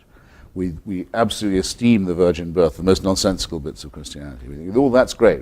You're all welcome to join, but we have the final word. Right. That's deadly. Yes. And I think our existence is incompatible with that preaching. Let me just play devil's advocate for a moment, so at least we're clear what the position is. I'd rather speak for the devil pro bono myself. Well, okay. We can all speak for the devil. I'm sure a lot of people think we're doing just that. I, for one, think that the fact that something is true is not quite sufficient for spreading it about or for trying to discover it. The idea that there's things we should just not try to find out is an idea that I take seriously. And I think we at least have to examine the proposition that there's such a thing as knowing more than is good for us. Now, if you accept that so far, then a possibility we have to take seriously, even when we reject it, we should reject it having taken it seriously, is the Muslim idea that indeed the West has simply gone way too far, that there is lots of, this is knowledge that's not good for us, it's knowledge that we were better off with that, and the fact that many Muslims would like to turn the clock back, they can't, of course. But I have a certain sympathy for a Muslim who says, well, yeah, the cat's out of the bag, it's too late, it's a tragedy. You in the West have exposed truths to yourselves, and now you're forcing them on us, that the species would be better off not knowing. I'm absolutely riveted by what you say. I'd really love an instance, in theory or practice, of something you think we could know but could forbid ourselves to know. Because that is harder for me to imagine in a world without faith. Well, you brought up the bell curve. I mean, if there were reliable differences in intelligences between races or species, but I don't think any of us here do think that that's the case. I mean, I think there must be something. You must have thought of something you could believe but wish you didn't know. Oh, I don't think it's hard to dream up things which, if they were true, it might be better for the human race to go on not knowing them. But could you concretize it just a little more? I'm completely fascinated. I mean, the hypothetical is one thing, but Christopher's asking, do you actually, have you you ever mind? suppressed something? No, I haven't. No. Can you imagine yourself doing so, by the way? I mean, I can't. Oh, I can imagine it. I hope it never comes up. Well, take the synthesizing of bioweapons. I mean, should nature publish the code for smallpox, where you can just, anyone okay. within his exactly. lab can There's all those cook sorts it of up. Oh well, all right, but that wouldn't be a knowledge of which we should remain innocent. Well, That would be an I ability. think- That would be more like a I capacity. think with foresight, it's certainly you can conceive of a circumstance where someone can seek knowledge, the only conceivable application of which would be unethical, or the dissemination of which would put power in the wrong hands. Or, Yes. I mean, but actually, you brought up something which I think is crucial here, because it's not so much the spread of the wrong of seditious truths to Islam or the rest of the world that I think we're guilty of in the eyes of our opponents. It's the not honoring of facts that are not easily quantified and easily discussed in science. I mean, the classic retort to all of us is, prove to me that you love your wife. I mean, as though this is a knockdown argument against atheism. You can't prove it. Well, if you unpack that a little bit, you can prove it. You can demonstrate it. We know what we mean by love. But there is this domain of the sacred that is not easily captured by science, and scientific discourse has really ceded it to religious discourse historically. Well, and artistic discourse, which is yes. not religious necessarily. But I would argue it's not even well captured by art necessarily. There's something in the same way that love is not really well captured by art, and compassion is not. Well, I mean, you can represent it in art, but it's not reducible to. You don't go into the museum and find compassion in its purest form. And I think there's something about the way we, as atheists, merely dismiss the bogus claims of religious people that convinces religious people that there's something we're missing. And I think we have to be sensitive to this. Absolutely. That's why they bring up, what about when has secularism ever built anything like Durham Cathedral, or Chartres, or devotional painting, or the music of Bach? But I think we have answers yes. to that. I think we have answers to that. I mean, and you Yes, we do. provide a very good answer to that. If there was secular patronage of the arts at that point, then one, we can't know that Michelangelo was actually a believer, because the consequences of professing your unbelief in that case was death. But two, if we had a secular organization to commission Michelangelo, we would have all that secular artwork. Though, I didn't actually say that the corollary held. Which? I think it's true we can't know with devotional painting Right. and sculpture and architecture that the patronage didn't have a lot to do with it. But I can't hear myself saying, if only he had a secular painter, he'd have done just as good work. Oh, no. It I wasn't think I'm devotional. fusing you and Richard there. I think I can't, I don't know why, and I'm quite happy to find that I don't know why. I can't quite hear myself saying that Michelangelo, if he'd been commissioned to do the ceiling of a museum of science, wouldn't have produced something just as wonderful. In some way, I'm reluctant to Really? affirm that, yes. I find it very, very easy to believe that. That could be a difference between us. I mean, with devotional poetry, where I do think, I don't know very much about painting or architecture or music, Right. but, and some devotional architecture, like say St. Peter's, it couldn't be done. I don't like any way. And knowing that it was built by a special sale of indulgences doesn't help either. Right. With devotional poetry, like that of, say, John Donne or George Herbert, I find it very hard to imagine that it's faked or done for a patron. I mean, Yes, I think that's fair enough. it would be very improbable people would write poetry But like could that it be done in the to spirit please of reason? anyone. Well, I frankly think that's the only explanation. But in any case, what conclusion would you draw? I mean, if Donne's devotional poetry is wonderful, Yes. so what? I mean, it doesn't show that it represents truth in any sense. Not in the least. Well, my favourite devotional poem is Philip Larkin's Churchgoing. It's one of the best poems ever written. Right. It exactly expresses.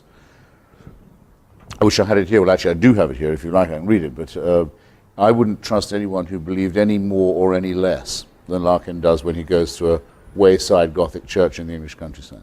Right. Who felt, I don't say believed, I shouldn't say believed, who felt any more than he does. He's an atheist. Or who felt any less, that there's something serious about this. All right, but And something written into the human personality and as well as the landscape. This brings us back to your I don't see question. that this is Of course, anything other than it goes a without special saying, it says case nothing of- about the truth of religion. I don't think this is see how this is anything other than a special case. Other special cases of which would be, you just couldn't. I can't think of a perfect example of this. Only by being lost at sea for 2 years in a boat and then surviving that's the only way you could conceivably have written this account. It could not be fiction. Or quit smoking. And it's Yes. glorious, wonderful art, and that can be true, and we just accept that's true. And Donne's poetry, only very extreme circumstances could make it possible. And we can be grateful, perhaps, that those extreme circumstances existed and made this possible. In his case. Yeah. But Right. now you wouldn't recommend being lost at sea to everyone. No. Yeah. No, I wouldn't recommend Death Be Not Proud to anyone either. Yeah, That's yeah. a wonderful poem. It's a complete gibberish if you look only at the words. But you It's the asked, most extraordinary gibberish if you look only at the words, but there's an X factor involved, which I'm quite happy to both assume will persist and will need to be confronted. right.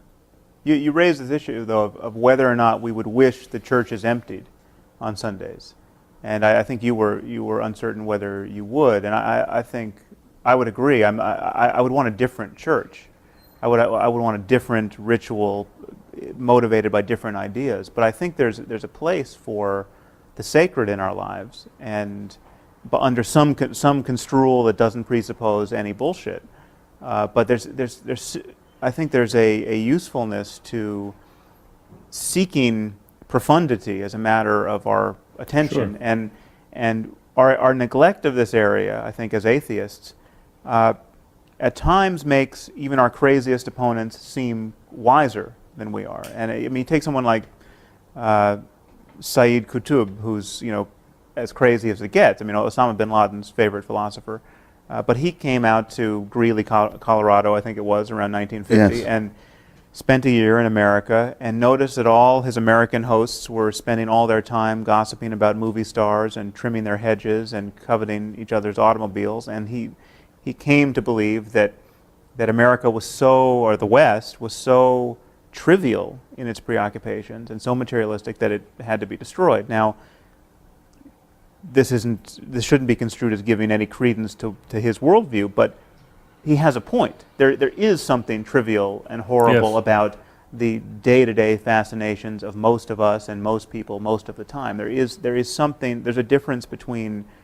kind of really using your attention wisely in a meaningful way and our perpetual distraction. And traditionally, only religion has tried to enunciate and clarify that difference. And I think that's that's a lapse in our. I think you've made that point, and we've accepted it, Sam. Yeah. And I think that's. I mean, as going back to the thing about whether we like to see churches empty, I think I would like to see churches empty. What I wouldn't like to see, however, is ignorance of the Bible, No, very because you cannot understand literature without knowing the Bible. You can't understand art. You can't understand music. Yeah. There are all sorts of things you can't understand for historical reasons. But those historical reasons you can't wipe out. They're there.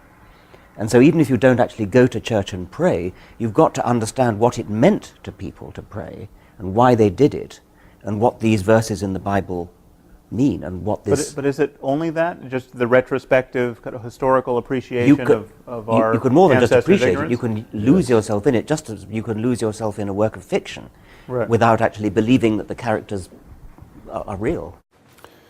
But you're sure you want to see the churches empty? You can't imagine a variety of churches, maybe by their lights an extremely denatured church, a church which has ritual and loyalty and common cause and purpose, yeah, okay. but and even And music. sing and music, and they sing Yes. the songs and Yes. they do the rituals. Yes. But where the irrationality has simply been laundered Oh, out. okay, yeah. So you go to those places for funerals and weddings, and Yes, and you have and beautiful also poetry and perhaps music, for group solidarity. group meetings. small Yeah. to create some project Yeah. which is hard to get off the ground otherwise. I think there's one more tiny thing. I mean, I haven't been tempted to go to church since I was a very, very small boy, but I mean, if I one reason that makes it very easy to keep me out of it is the use of the New English Bible instead of Oh, the and King James how, one. yes. I mean, there's really no point. I can't say where anyone goes, and I can see how people stay away. No. They've thrown away All the poetry, yeah. pearl richer than all their tribe. Absolutely. Yeah. They don't even know what they've got. It's Yeah. terrible. If I was a lapsed Catholic and I brooded about how I wanted my funeral to be, which is not something I would. You want the Latin Mass. Yes. Absolutely. Well, but I mean, there's For another sure. issue there, which of course is that is when it becomes I want a proper intelligible, tridentine. when it becomes intelligible, the nonsense becomes more transparent, and so if it's in Latin, it can survive much better. It's rather like a camouflaged insect. It can get through the barriers because you can't see it. And whereas when it's translated into not just English but modern English, you can see it for what it is. But now, seriously, then, do you therefore delight in the fact that churches are modernizing their texts and using the? No, or, I don't. Or do you, It's an aesthetic point. No, I don't. no. No. That's the worst of both worlds. I think it seems to Yes. me. Right. And we should be grateful for it. We didn't do this to them. Yeah, that's right. We didn't impose this on them. They Any did it more than themselves. we, Yes, we weren't clever any enough. more than we don't blow up Shia mosques either. Yeah. We don't blow up the Bamiyan Buddhas. Bamiyan Buddhas, exactly. We don't desecrate. We would be, for the reasons given by Sophocles and Antigone, we would have a natural resistance to profanity and desecration. We leave it to the pious to destroy churches and burn synagogues or blow up each other's mosques. And I think that's a point that we might spend more time making, because I do think it is feared of us. This was my point to begin with, that we wish for a world that's somehow empty of this echo of music and poetry and the numinous and so forth. That we would be happy in a brave new world. And since I don't think it's true of any of us, No, it's not. it's a point one might spend a bit more time Yeah. making, that the howling wilderness of nothingness is much more likely to result from holy war Right. or religious conflict or theocracy than it is from a proper secularism, which would therefore, I think, have to not just allow or leave or tolerate or condescend to or patronize, but actually, in a sense, welcome the persistence of something like faith. I feel I've put it better now than I did at nodded the beginning. unintelligently there. I think. What do you mean something like faith? Yeah, and how like faith? Something like the belief that there must be more than we can know. Well, That's not, fine. Dennett believes that. That's Yeah, not faith. sure. Yeah. I mean, we know there's more than we presently know. Well, that was my or original likely point to in saying if we could find a way of enforcing the distinction between the numinous and the superstitious, we would be doing something culturally quite important. Yes. When I'm told about this, well, Richard and I did this at Central Hall with Scruton and that very weird team that we debated, who kept on saying, Scruton particularly, well, what about good old Gothic spires and so forth. I said, look, I wrote a book about the Parthenon. I'm intensely interested in it. I think everyone should go, everyone should study, and so forth. But everyone should abstain from the cult of Pallas Athena. Everyone should realize that probably what that sculptural frieze that's so beautiful describes may involve some human sacrifices.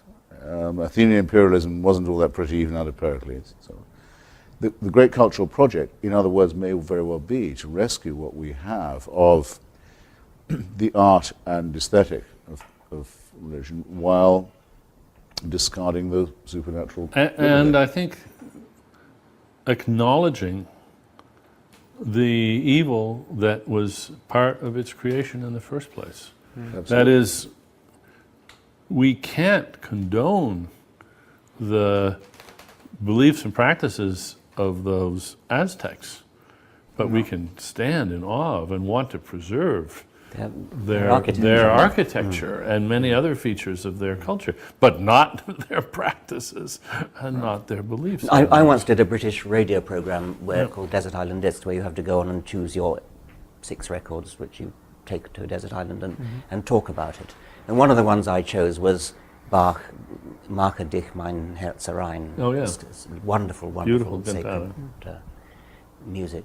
And the woman questioning me couldn't understand why I would wish to have this piece of music. It Pious. is beautiful music, and its beauty is indeed enhanced by knowing what it means. I mean, Yes. But it's, you still don't actually have to believe it. It's like reading fiction. Exactly. You can lose yourself in fiction and be totally moved to tears by Yeah. it. Yes. But nobody would ever say you've got to believe that this person existed and that the sadness that you feel really Yes. reflected something that actually happened. Yes, like the Bishop of Dublin who preached a sermon against Swift and said that he'd read every book of Gulliver's Travels, and for his part he didn't believe a word of them. Yes, yes. So that's the locus classicus, I think, of all that. Well, clearly we're not cultural vandals, but maybe we should think of the way in which so many people suspect that that's what we are. Yes. If I would accept one criticism that these people make, or one suspicion that I suspect they harbor, or fear that they may have, I think that might be the one. Yes. Right.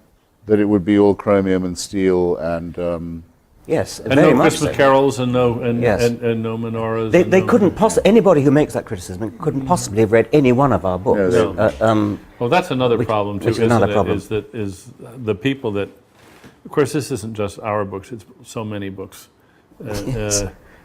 People don't read them; they just read the reviews and then they decide that's what. we're about to have the Christmas wars again, of course, and this being the last day of September, yeah, you can feel it all coming on. But I always, whenever it comes up, when I go on any of these shows to discuss, I say it was Oliver Cromwell who cut down the Christmas trees and forbade.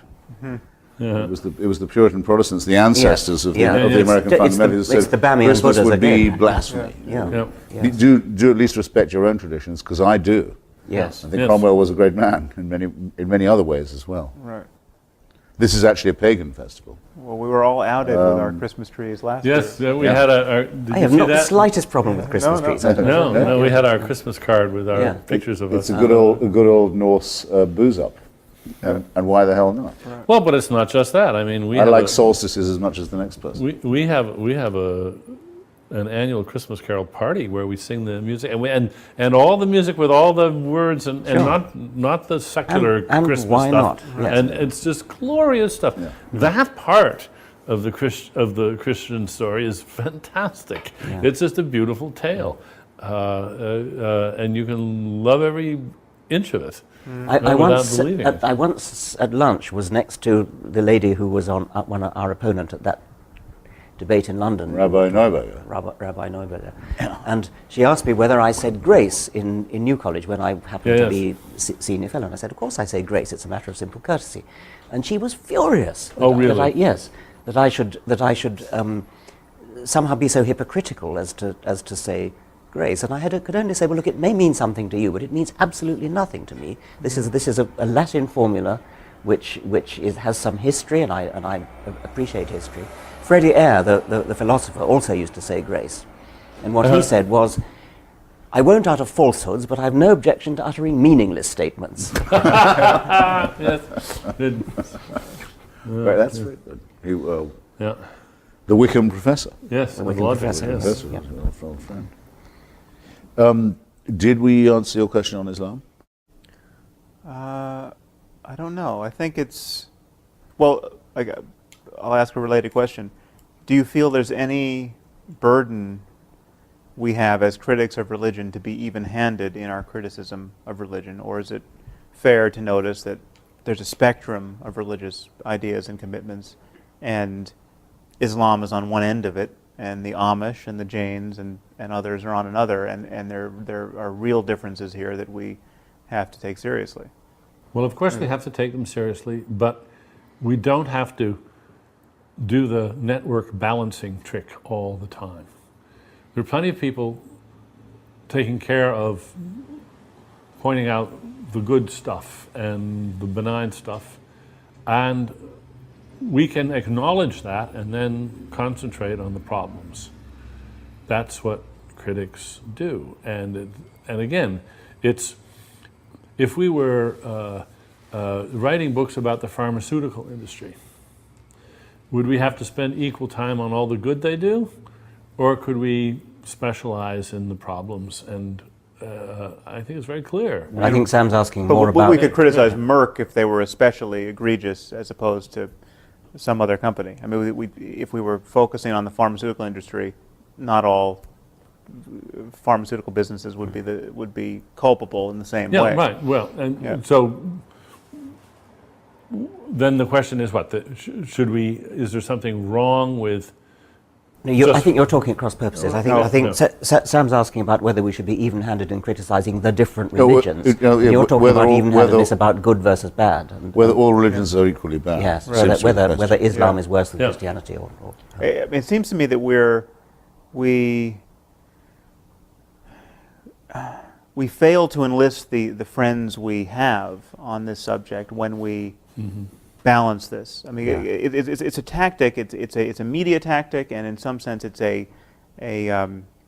almost an ontological commitment of atheism to say that all faith claims are in some sense equivalent. You know, the media says the Muslims have their extremists, and we have our extremists. We have jihadists in the Middle East, and we have There's an imbalance there. people who kill Yeah. abortion doctors, Yeah.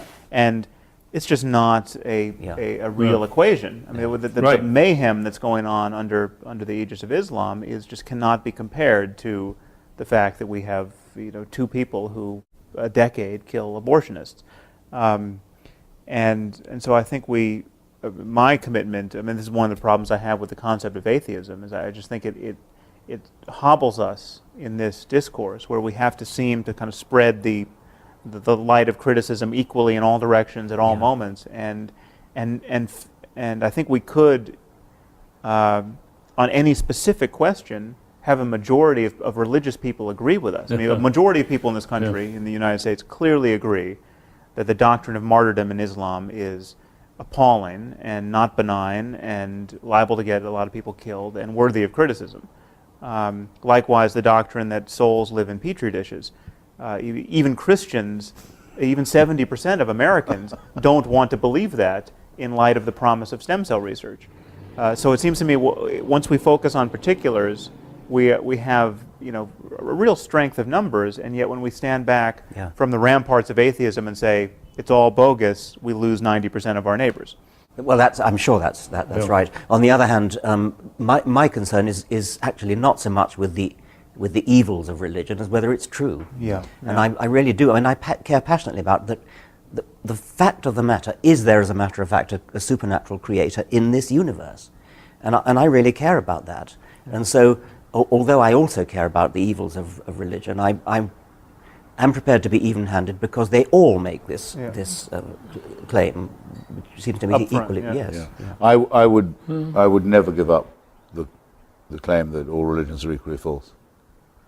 And for that reason, because they're false by preferring faith to reason, latently at least equally dangerous. But equally false, but surely not quite equally dangerous because of... No, latently I think so, because latently maybe, because of the surrender of the mind. The surrender of the mind, the eagerness to discard the only thing that we've got that makes us higher primates, the faculty of reason.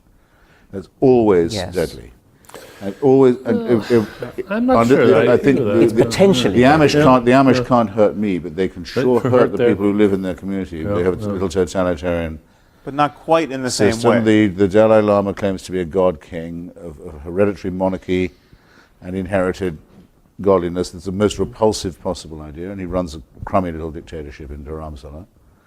Right. And it would be worse, and praises the Indian nuclear tests, it would be worse. It's only limited by his own limited scope. But if you added the same evil jihad to that, you would be more concerned.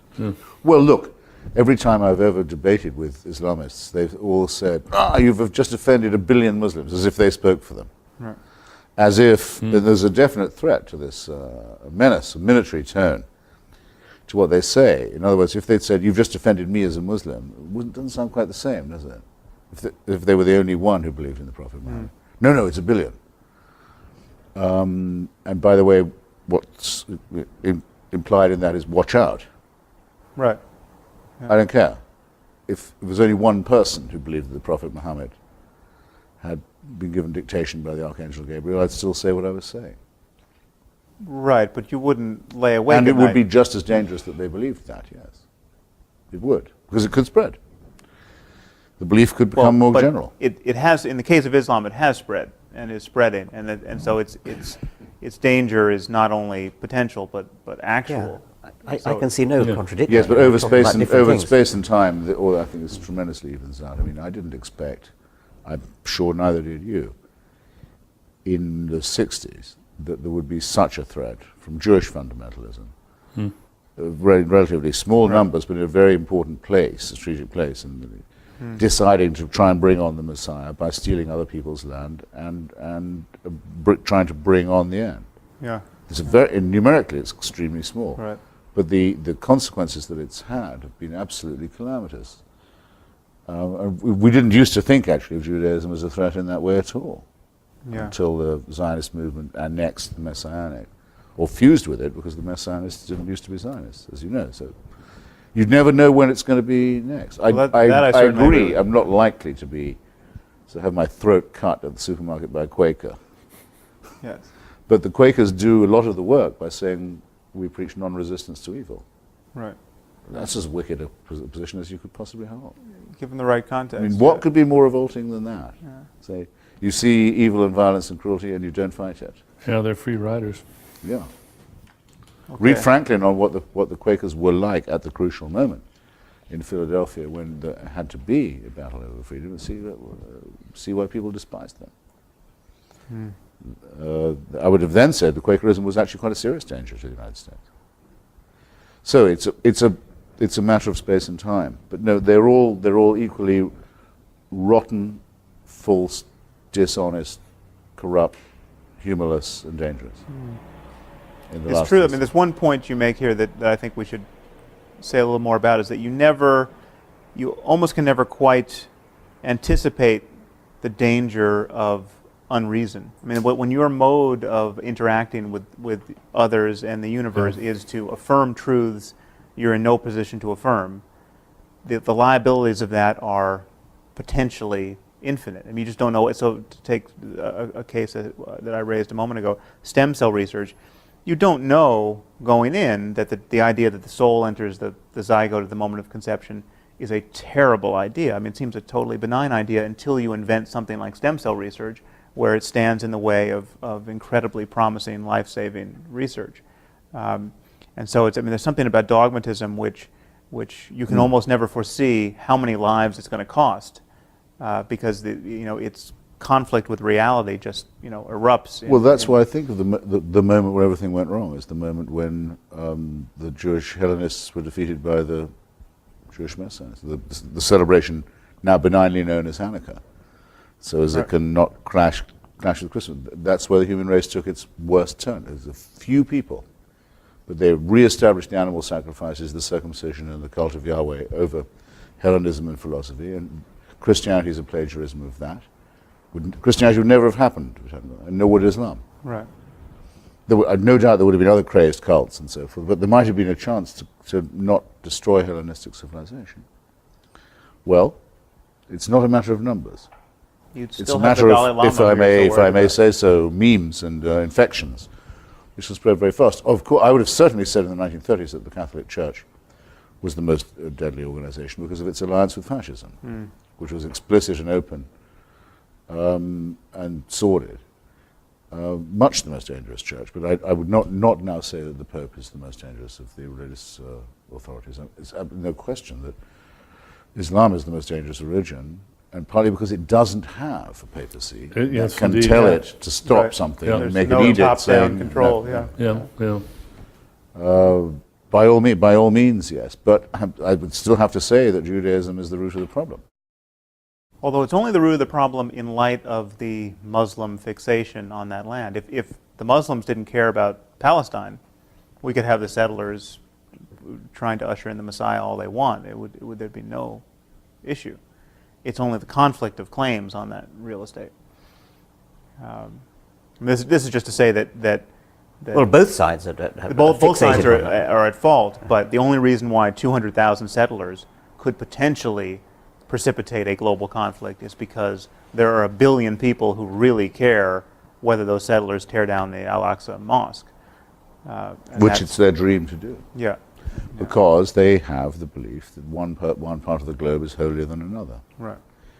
Than which no belief could be more insane or irrational or indecent. And so just a few of them holding that view and having the power to make it real is enough to risk a civilizational conflict which civilization could lose. I mean, I think we'll be very lucky if we get through this conflict without a nuclear exchange. Actually, I think that's a very good topic. What are our most grandiose hopes and fears here? I mean, what do you think reasonably could be accomplished in the lifetime of our children? What do you think the stakes actually are? And how would you get there? Yeah, I mean, is there something we can engineer apart from just mere criticism? I mean, are there like practical steps? I mean, what with $1 billion could we do to affect some significant change of ideas? Is there any practical? I feel myself on the losing side politically and on the winning side intellectually.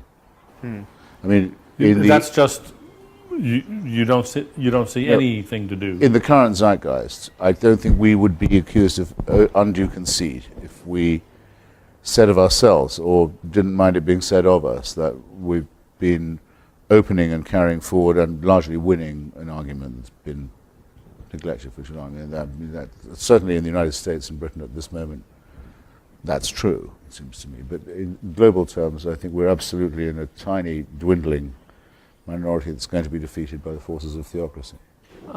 Which will probably you're betting against us. No, yeah. I think they're going to end up by destroying civilization. I've long thought so. Well, of course, you may be right, but not without a struggle. because it can be a single catastrophe. Because that's my big disagreement with Professor Dawkins, is that I think it's us plus the 82nd Airborne and the 101st who are the real fighters for secularism at the moment, the ones who are really fighting the main enemy. So in what sense do you disagree on that? And I think probably among secularists that must be considered the most eccentric position you could possibly hold. That's a tooth fairy belief among most people. That I believe it to be an absolute fact. It is only because of the willingness of the United States to combat and confront theocracy that we have a chance of beating it.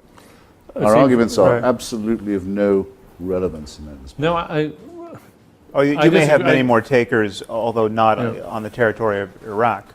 I mean, it may be that we need the 82nd Airborne to fight a different war in a different place for the same purpose, for the stated purpose. Voila, by all means, there are reservations to be expressed by me, which I'll happily give you. But in principle, I think it's a very important recognition. Unfortunately, we're running out of time. And possibly tape.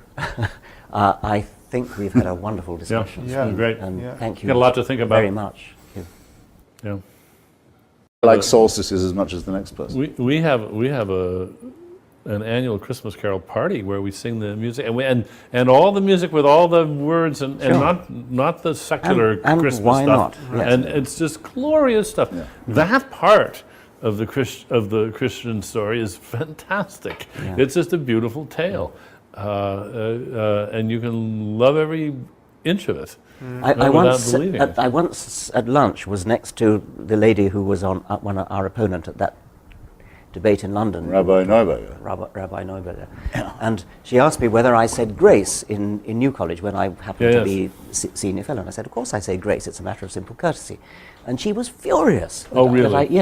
That I should somehow be so hypocritical as to say grace. And I could only say, well, look, it may mean something to you, but it means absolutely nothing to me. This is a Latin formula, which has some history, and I appreciate history. Freddie Eyre, the philosopher, also used to say grace. And what he said was, I won't utter falsehoods, but I have no objection to uttering meaningless statements. Yes. Right, that's very good. The Wickham professor. Yes, the Wickham professor. Yes. Was an old friend. Did we answer your question on Islam? I don't know. I think it's... Well, I'll ask a related question. Do you feel there's any burden we have as critics of religion to be even-handed in our criticism of religion? Or is it fair to notice that there's a spectrum of religious ideas and commitments, and Islam is on one end of it, and the Amish and the Jains and others are on another, and there are real differences here that we have to take seriously? Well, of course we have to take them seriously, but we don't have to do the network balancing trick all the time. There are plenty of people taking care of pointing out the good stuff and the benign stuff, and we can acknowledge that and then concentrate on the problems.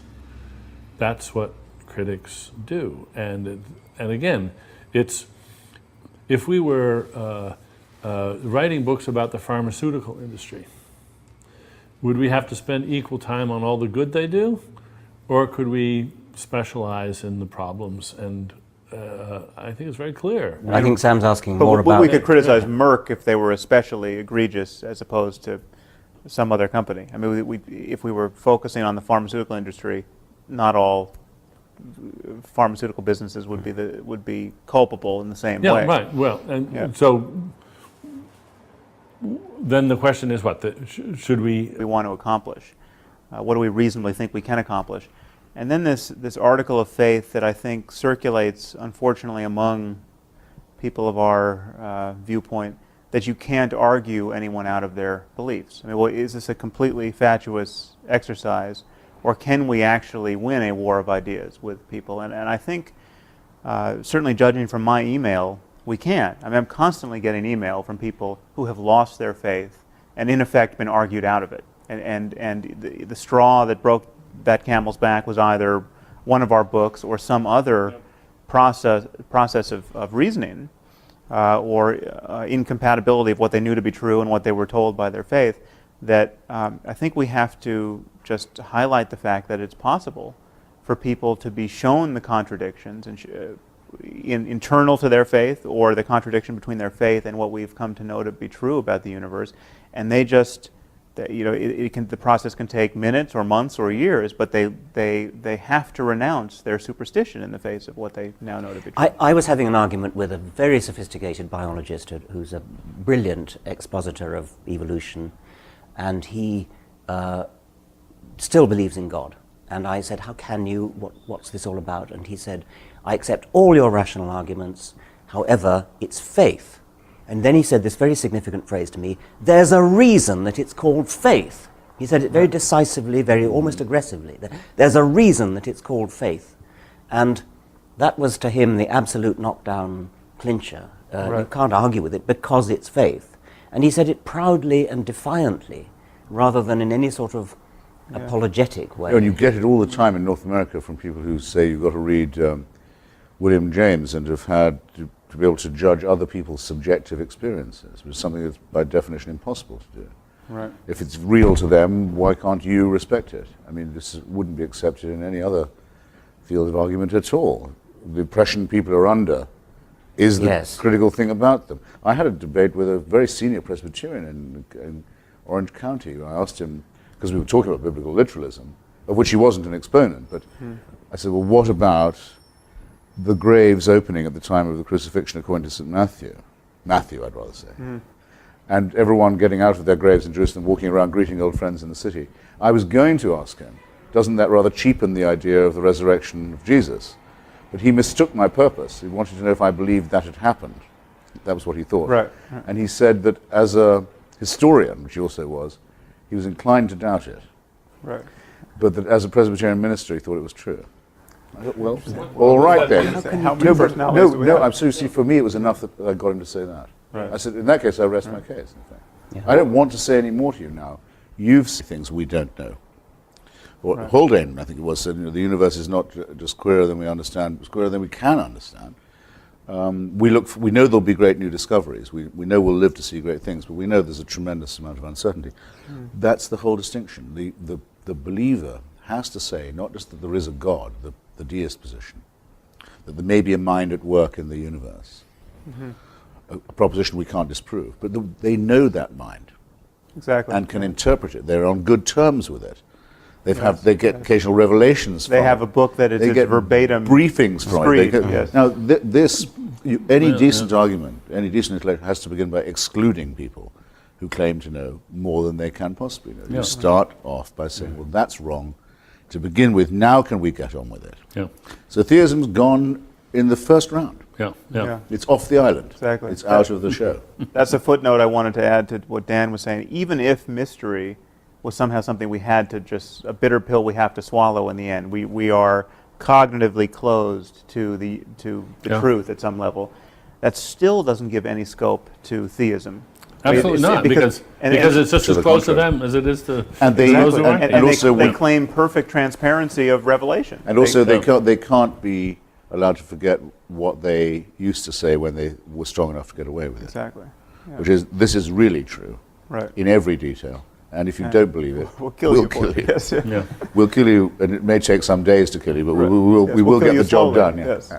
No, they wouldn't have the power they have now if they hadn't had the power they had then. Right. And you know, this, what you just said, Christopher, actually, I think strikes terror, strikes anxiety in a lot of religious hearts, because it just hasn't been brought home to them that this move of theirs is just off limits. It's just not, it's not the game. It's not, it doesn't, you can't do that. And they've been taught all their lives that you can do that. This is a legitimate way of conducting a discussion. And here suddenly we're just telling them, I'm sorry, that is not a move in this game. In fact, it is a disqualifying move. Right. And precisely they the find move that you can't be respected for making. Yeah, yes. Just Adumbrate the move for me a bit, if you would, or for us. Perhaps only for me. Say what you think that move is. Somebody plays the faith card. Yes. They say, look, I am a Christian, and we Christians, we just have to believe this, and that's it. At which point, I guess the polite way of saying it is, well, okay, if that's true, you'll just have to excuse yourself from the discussion because you've that it was all up with the Soviet Union. Many of them had suffered a lot and sacrificed a great deal and struggled, manfully to keep what they thought was the great ideal alive. Their mainspring had broken, but they couldn't give it up because it would involve a similar concession. Right. But that certainly, if anyone said to me, how could you say that to them about the Soviet Union? Didn't you know you were going to really make them cry and hurt their feelings? I said, don't be ridiculous.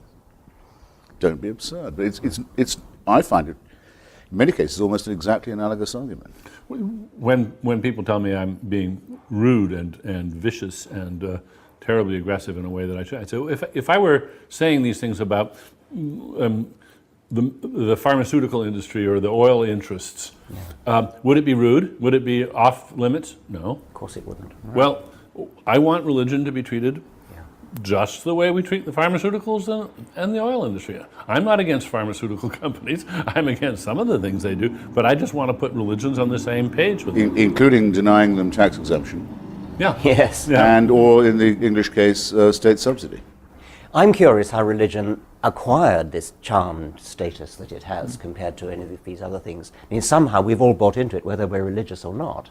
And that some historical process has led to this immunization of religion against, well, this hyper offense taking that religion is allowed to take. And what's particularly amusing to me, finally, at first it infuriated me, but now I'm amused, is they've managed to enlist legions of non-religious people who take offense on their behalf. And how? In fact, yes. the most vicious reviews of my book have been by people who are not themselves religious, but they're terribly afraid of hurting the feelings of the people that are religious, and they chastise me worse than anybody who's actually religious. Exactly my experience. And I think so. One of you pointed out how condescending that view is. That Yes. It's as though it's like the idea of penitentiaries. I mean, they're, other people need them. That That's we right. must keep these people safely in their midst. Yes. Well, I think there's one answer to that question, which may illuminate a difference that or at least a difference that I have with I think maybe all three of you. There's something about. I mean, I still use words like spiritual and mystical without furrowing my brow too much, and I mean, to the consternation of many atheists. I think there is a range of experience that is rare and that is only talked about without obvious qualms in religious discourse, and because it's only talked about in religious discourse, it is just riddled with superstition and it's used to cash out various... that it has compared to any of these other things. I mean, somehow we've all bought into it, whether we're religious or not, and that some historical process has led to this immunization of religion against, well, this hyper offense taking that religion is allowed to take. And what's particularly amusing to me, finally, at first it infuriated me, but now I'm amused, is they've managed to enlist legions of non-religious people who take offense on their behalf. And how? In fact, Yes. the most vicious reviews of my book have been by people who are not themselves religious, but they're terribly afraid of hurting the feelings of the people that are religious, and they chastise me worse than anybody Exactly who's my actually experience. religious. Exactly my experience. And I think so. One of you pointed out how condescending that view is. That Yes. It's as though it's like the idea of penitentiaries. I mean, they're, other people need them. You know, that That's we right. must Yes. keep these people Yes. safely in their midst. Yes. Well, I think there's one answer to that question, which may illuminate a difference that or at least a difference that I have with I think maybe all three of you. There's something about. I mean, I still use words like spiritual and mystical without furrowing my brow too much, and I mean, to the consternation of many atheists. I think there is a range of experience that is rare and that is only talked about without obvious qualms in religious discourse, and because it's only talked about in religious discourse, it is just riddled with superstition, and it's used to cash out various metaphysical schemes which it can't reasonably do. But clearly people have extraordinary experiences, whether they have them on LSD, or they have them because they were alone in a cave for a year, or they have them because they just happen to have the neurology that is particularly labile that allows for it.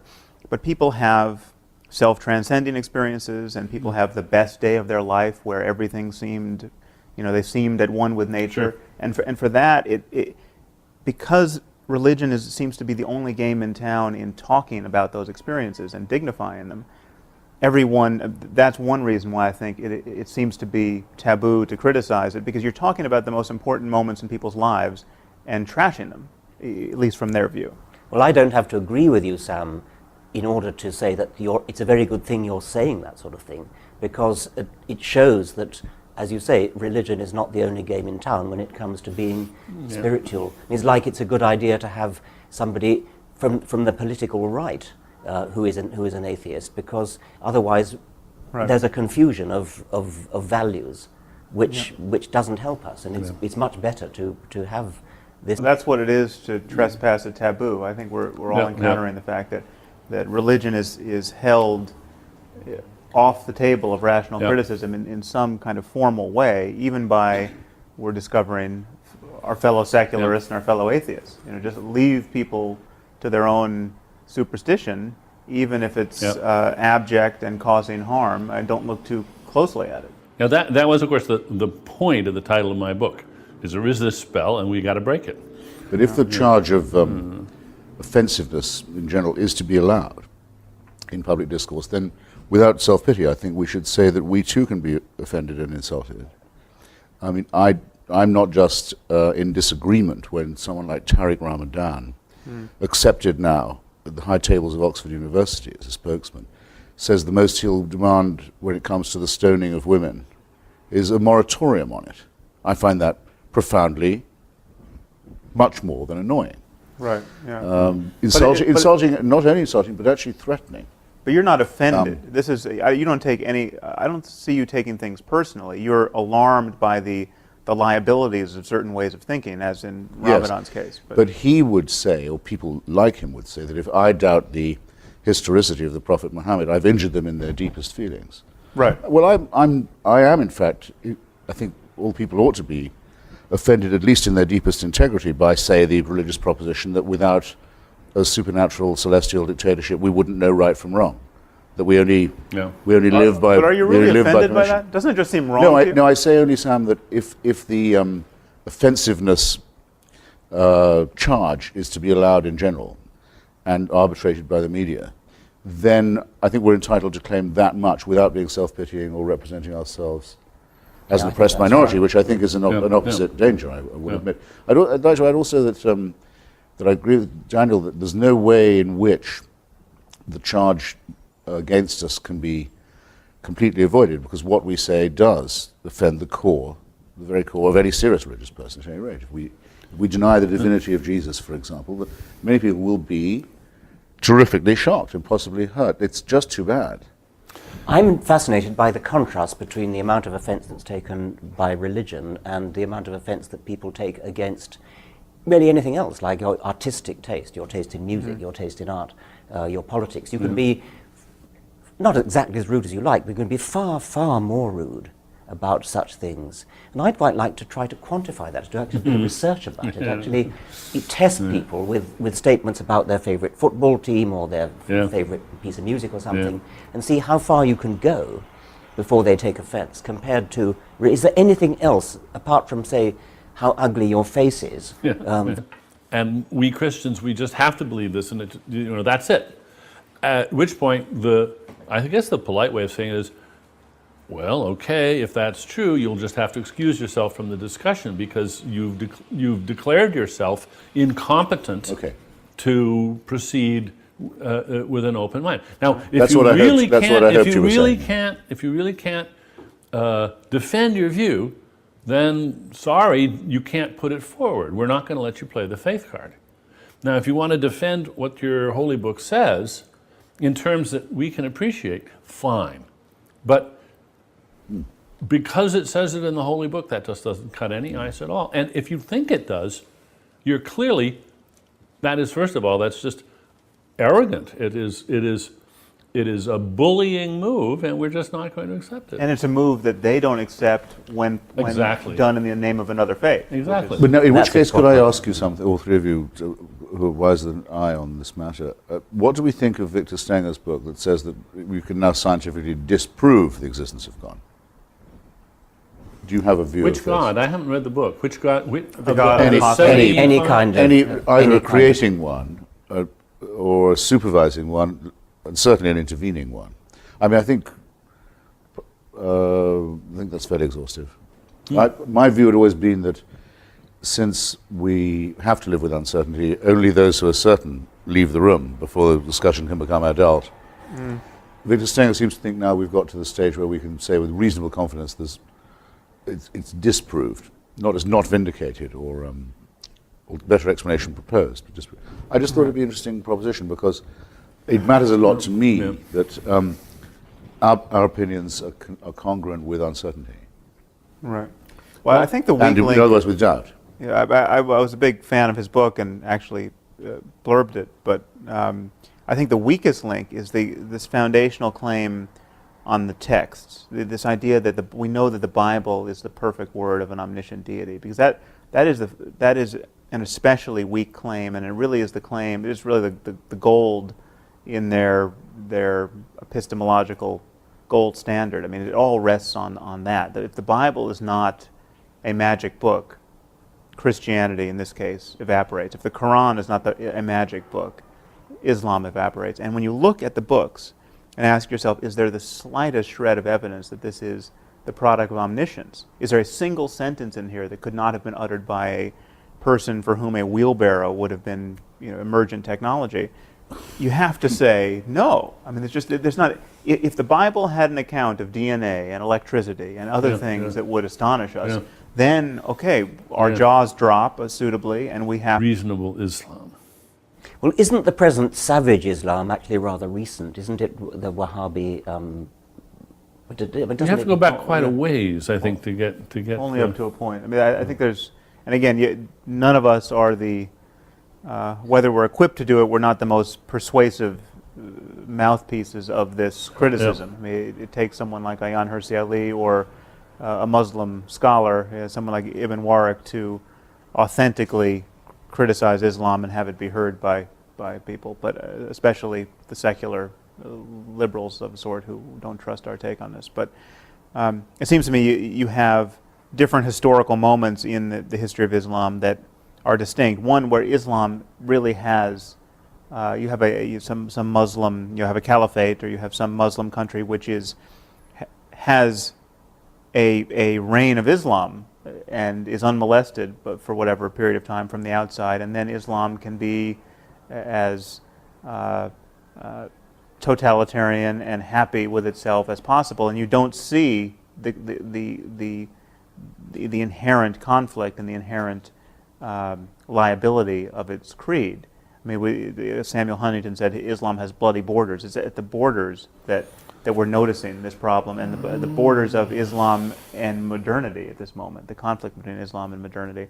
But yes, you can find instances in the history of Islam where people weren't running around waging jihad because they had successfully waged jihad. Yeah. But then what about women in that exactly, world? the suffering of women within those borders.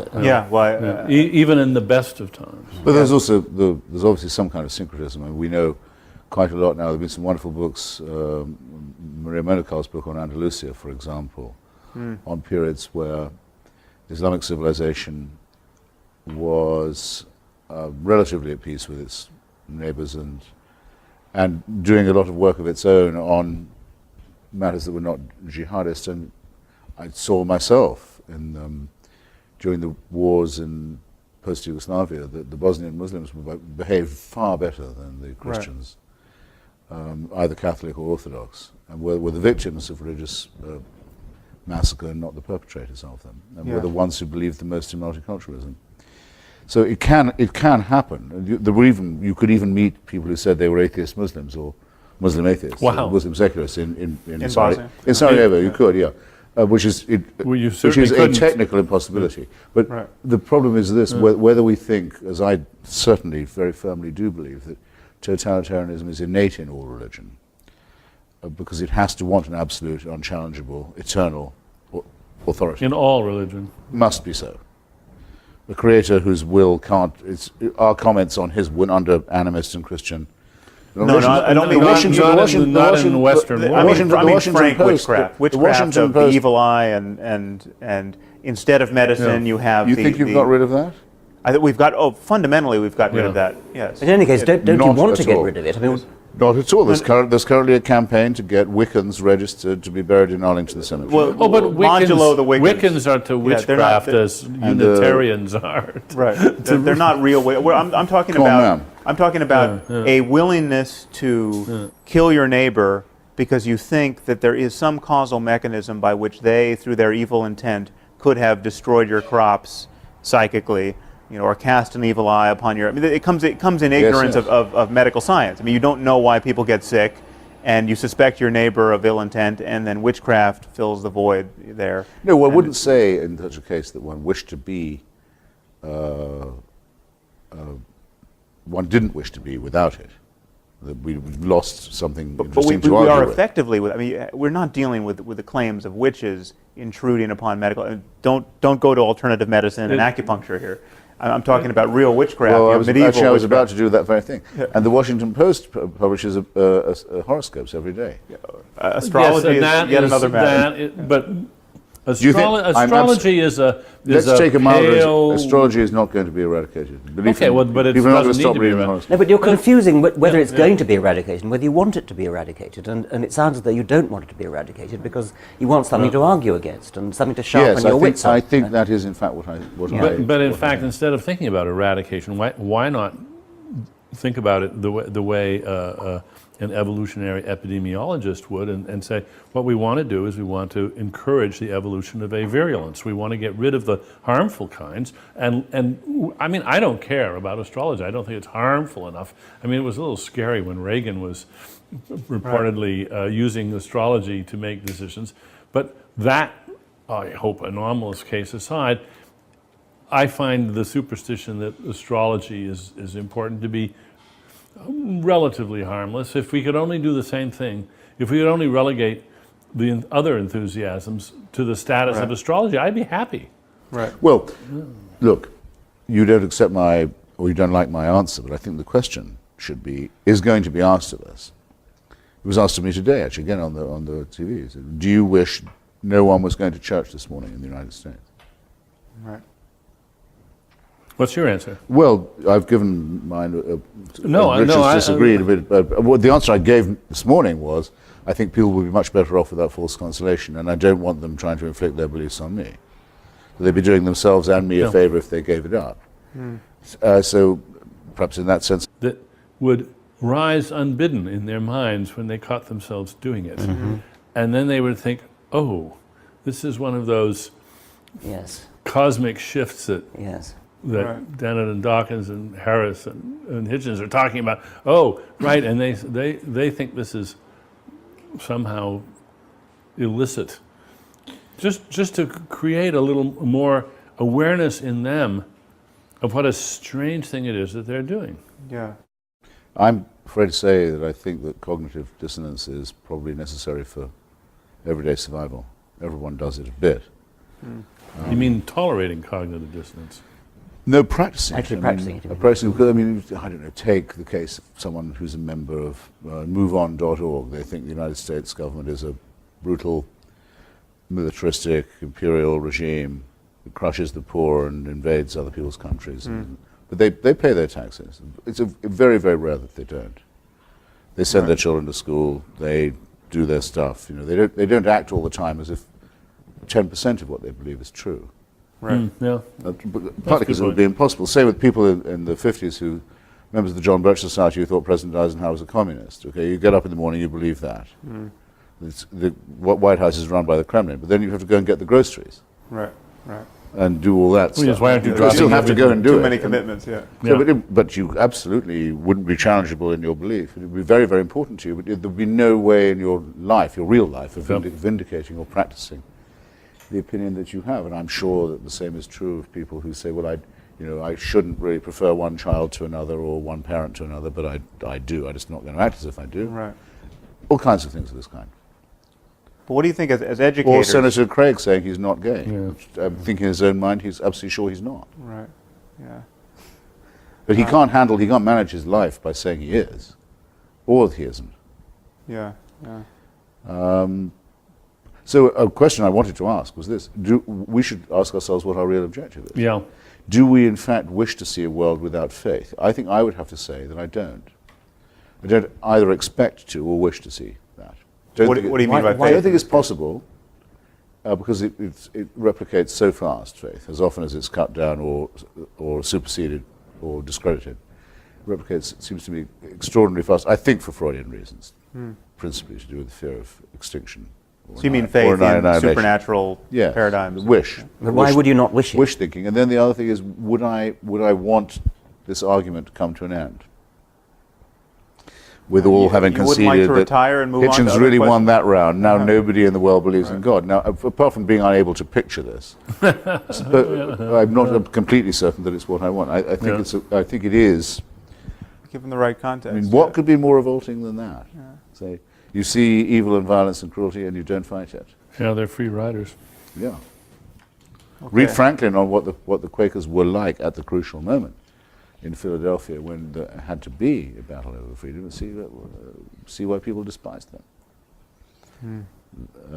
I would have then said that Quakerism was actually quite a serious danger to the United States. So it's a matter of space and time. But no, they're all equally rotten, false, dishonest, corrupt, humorless, and dangerous.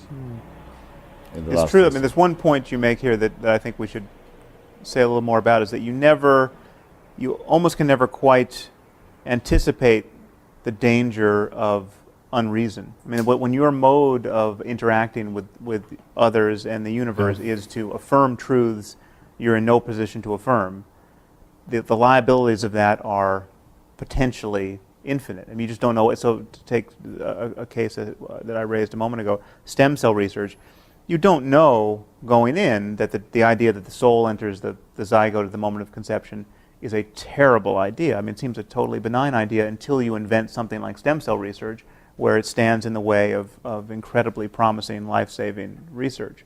And so there's something about dogmatism which you can almost never foresee how many lives it's going to cost, because its conflict with reality just erupts. Well, that's why I think of the moment where everything went wrong is the moment when the Jewish Hellenists were defeated by the Jewish Messiahs, the celebration now benignly known as Hanukkah.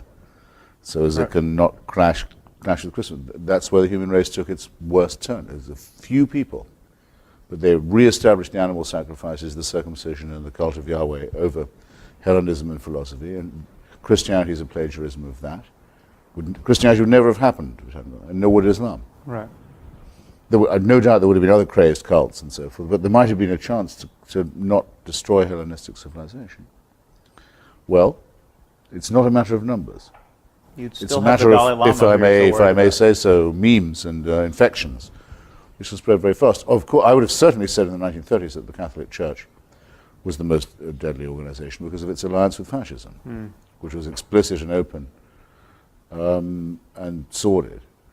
Much the most dangerous church, but I would not now say that the Pope is the most dangerous of the religious authorities. It's no question that Islam is the most dangerous religion, and partly because it doesn't have a papacy Yes, that can indeed, tell yeah. it to stop Right. something Yeah. and There's make no an edict top-down saying control. no. Yeah. By all means, yes. But I would still have to say that Judaism is the root of the problem. Right.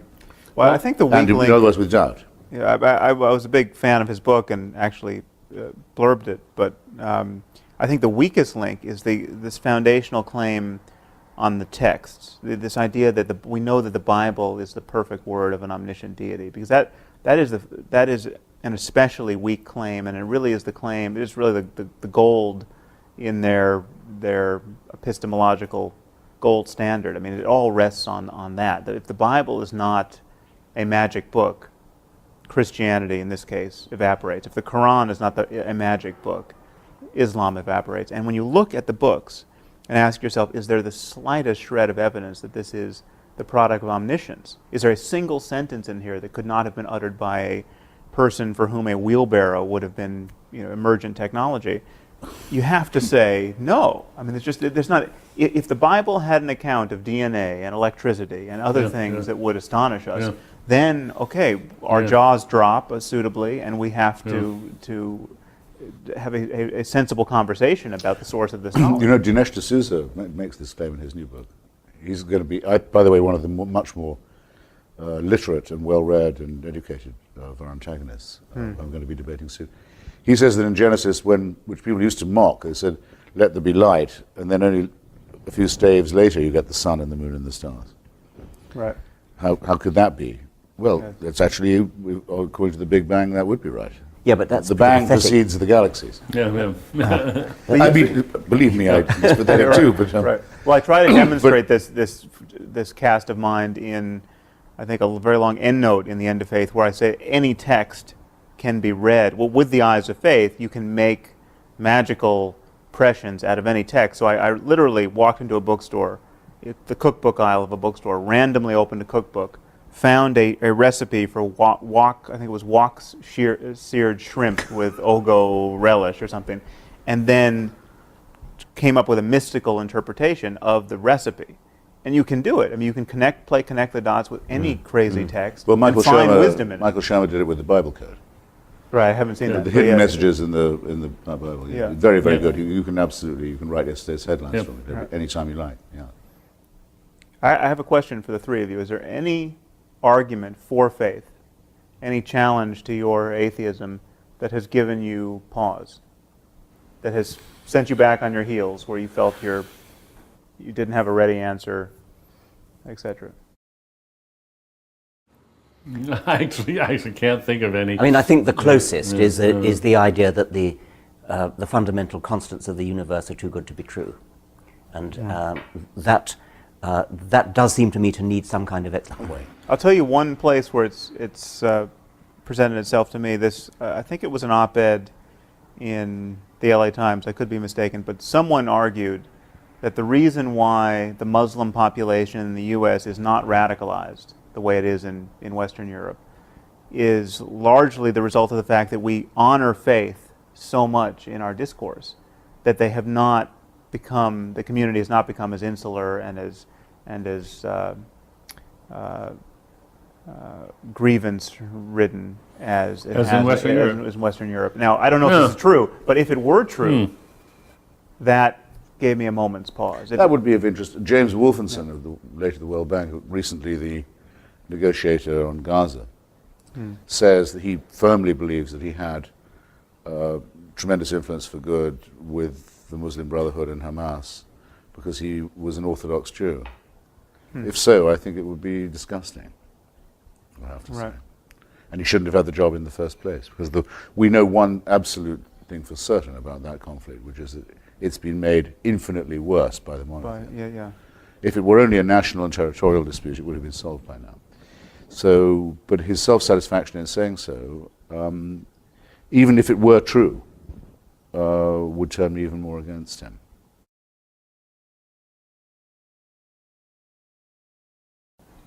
The two issues converge here. One is the question, what do we want to accomplish? What do we reasonably think we can accomplish?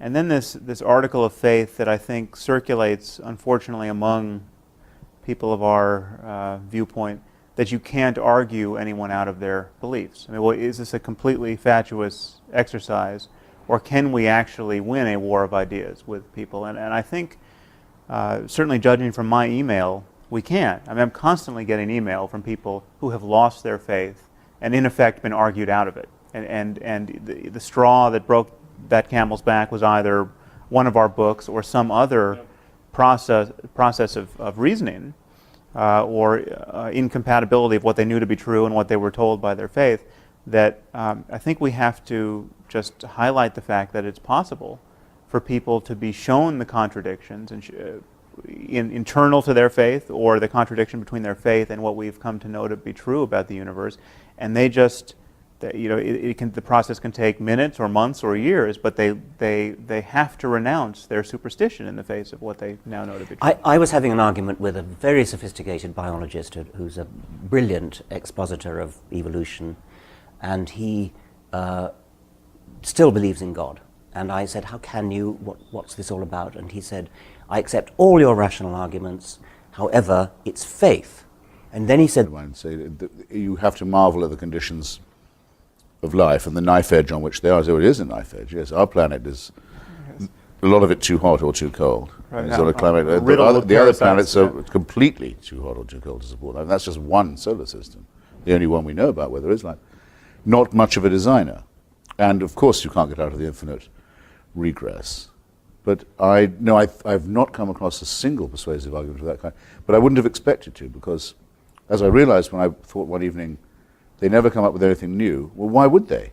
Their arguments are very old by definition. And they were all evolved when we knew very, very little about the natural order. The only argument that I find at all attractive, and this is for faith, you asked, as well as for theism, is what I suppose I'd call the apotropaic, when people say all the praise belongs to God for this, he's to be thanked for all this. That is actually a form of modesty. It's a superstitious one. That's why I say apotropaic. But it's avoiding hubris.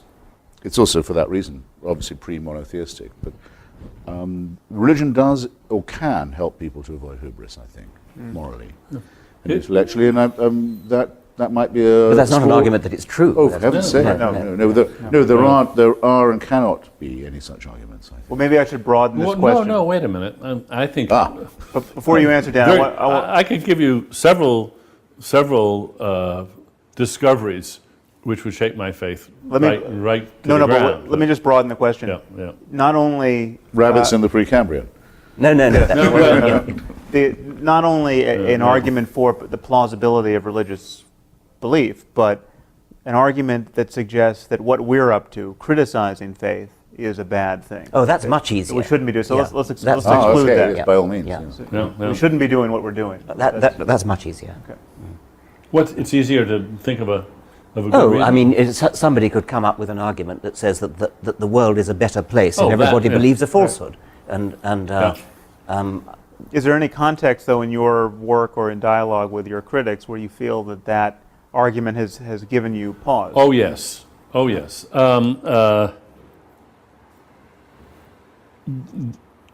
Not so much in breaking the spell, but when I was working on my book on free will, Freedom Evolves, I kept running into critics who were basically expressing something very close to a religious view, namely, look, free will is such an important idea. If we gave up the idea of free will, people would lose a sense of responsibility and we would have chaos. And you really don't want look too closely. Just avert your eyes. Do not look too closely at this issue of free will and determinism, and common cause and purpose. Yeah, okay. But and even And music. and music, and they sing Yes. the songs and Yes. they do the rituals. Yes. But where the irrationality has simply been laundered Oh, out. okay. Yeah. So you go to those places for funerals and weddings and Yes, and you have and beautiful also poetry and perhaps music. for Group solidarity. group meetings. solidarity Yeah. to create some project Yeah. which is hard to get off the ground otherwise. I think there's one more tiny thing. I mean, I haven't been tempted to go to churches, and that's a very, very small boy, but I mean, one reason that makes it very easy to keep me out of it is the use of the New English Bible instead of the and King James how, one. yes. I mean, there's really no point. I can't say where anyone goes, and I No. can see how people stay away. No. They've thrown away All the poetry, yeah. pearl richer than all their tribe. Absolutely. Yeah. They don't even know what they've got. It's Yes. terrible. If I was a lapsed Catholic and I brooded about how I wanted my funeral to be, which is not something I You would. want the Latin Mass. Yes. Absolutely. Well, but I mean, there's For another sure. issue there, which of course is that is when it becomes I want a proper intelligible, tridentine. when it becomes intelligible, the nonsense becomes more transparent, and so if it's in Latin, it can survive much better. It's rather like a camouflaged insect. It can get through the barriers because you can't see it. And whereas when it's translated into not just English but modern English, you can see it for what it is. But now, seriously, then, do you therefore delight in the fact that churches are modernizing their texts and using the? No, or, I or don't. do you- It's an aesthetic point. No, I don't. no. No. That's the worst of both worlds. I think it seems to Yes. me. Right. And we should be grateful for it. We didn't do this to them. Yeah, that's right. We didn't impose this on them. They Any did it more than themselves. we, So we weren't clever enough. any more than we, Yeah. we don't blow up Shia mosques either. Yeah. We don't blow up the Bamiyan Buddhas. Bamiyan Buddhas, exactly. We don't desecrate. We would be, for the reasons given by Sophocles and Antigone, we would have a natural resistance to profanity and desecration. We leave it to the pious to destroy churches and burn synagogues or blow up each other's mosques. And I think that's a point that we might spend more time making, because I do think it is feared of us. This was my point to begin with, that we wish for a world that's somehow empty of this echo of music and poetry and the numinous and so forth. That we would be happy in a brave new world. And since I don't think it's true of any of us, No, it's not. it's a point one might spend a bit more time Yeah. making, that the howling wilderness of nothingness is much more likely to result from holy war Right. or religious conflict or theocracy than it is from a proper secularism, which would therefore, I think, have to, not just... Yeah. And the other I have move- no doubt that Scientology gets people off drugs too. But my insistence always with these people is, if you will claim it for one, you must accept it for them all. And If the other don't, move you it's- can if make there, because though, if you is don't, it's flat out dishonest. you can invent an ideology which, by your mere invention in that moment, is obviously untrue, which would be quite useful if propagated to billions. I mean, That's right. you could say, this is my new religion. Teach people to demand that your children study science and math and economics and all of our terrestrial disciplines to the best of their abilities. And if they don't persist in those efforts, they'll be tortured after death by 17 demons. This would be extremely useful, and it would be far more useful than Islam, propagated to billions. And yet, what are the chances that the 17 demons exist? Zero. There's a slipperiness too, isn't there, about one way of speaking to sophisticated intellectuals and theologians and another way of speaking to congregations and, above all, children. And I think we've all of us been accused of going after the easy targets of the Jerry Falwells of this world and ignoring the sophisticated professors of theology.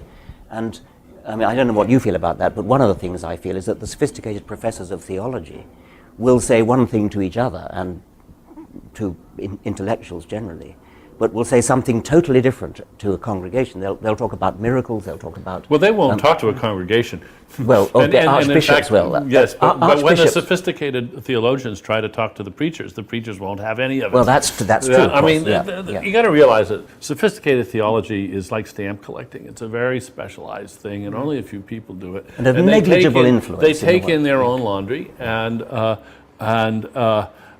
they get all excited about some very arcane details, and their own religions pay almost no attention to what they're saying. A little bit of it does, of course, filter in, but it always gets beefed up again for general consumption, because what they say in their writings, at least from my experience, is eye-glazing, mind-twisting, very subtle things which have no particular bearing on life. Oh, no, I must insist. I must say a good word here for Professor Alistair McGrath, who in his attack on Richard said it's not true, as we've always been told, and most Christians believe, that Tertullian said, credo quae absurdum, I believe it because it's ridiculous. No, it turns out, I've checked this now, though I don't know this from McGrath, that in fact Tertullian said the impossibility... abject and causing harm, and don't look too closely at it. Now that was, of course, the point of the title of my book, is there is this spell and we got to break it. But if the charge of offensiveness in general is to be allowed in public discourse, then without self-pity, I think we should say that we too can be offended and insulted. I mean, I'm not just in disagreement when someone like Tariq Ramadan, accepted now at the high tables of Oxford University as a spokesman, says the most he'll demand when it comes to the stoning of women is a moratorium on it.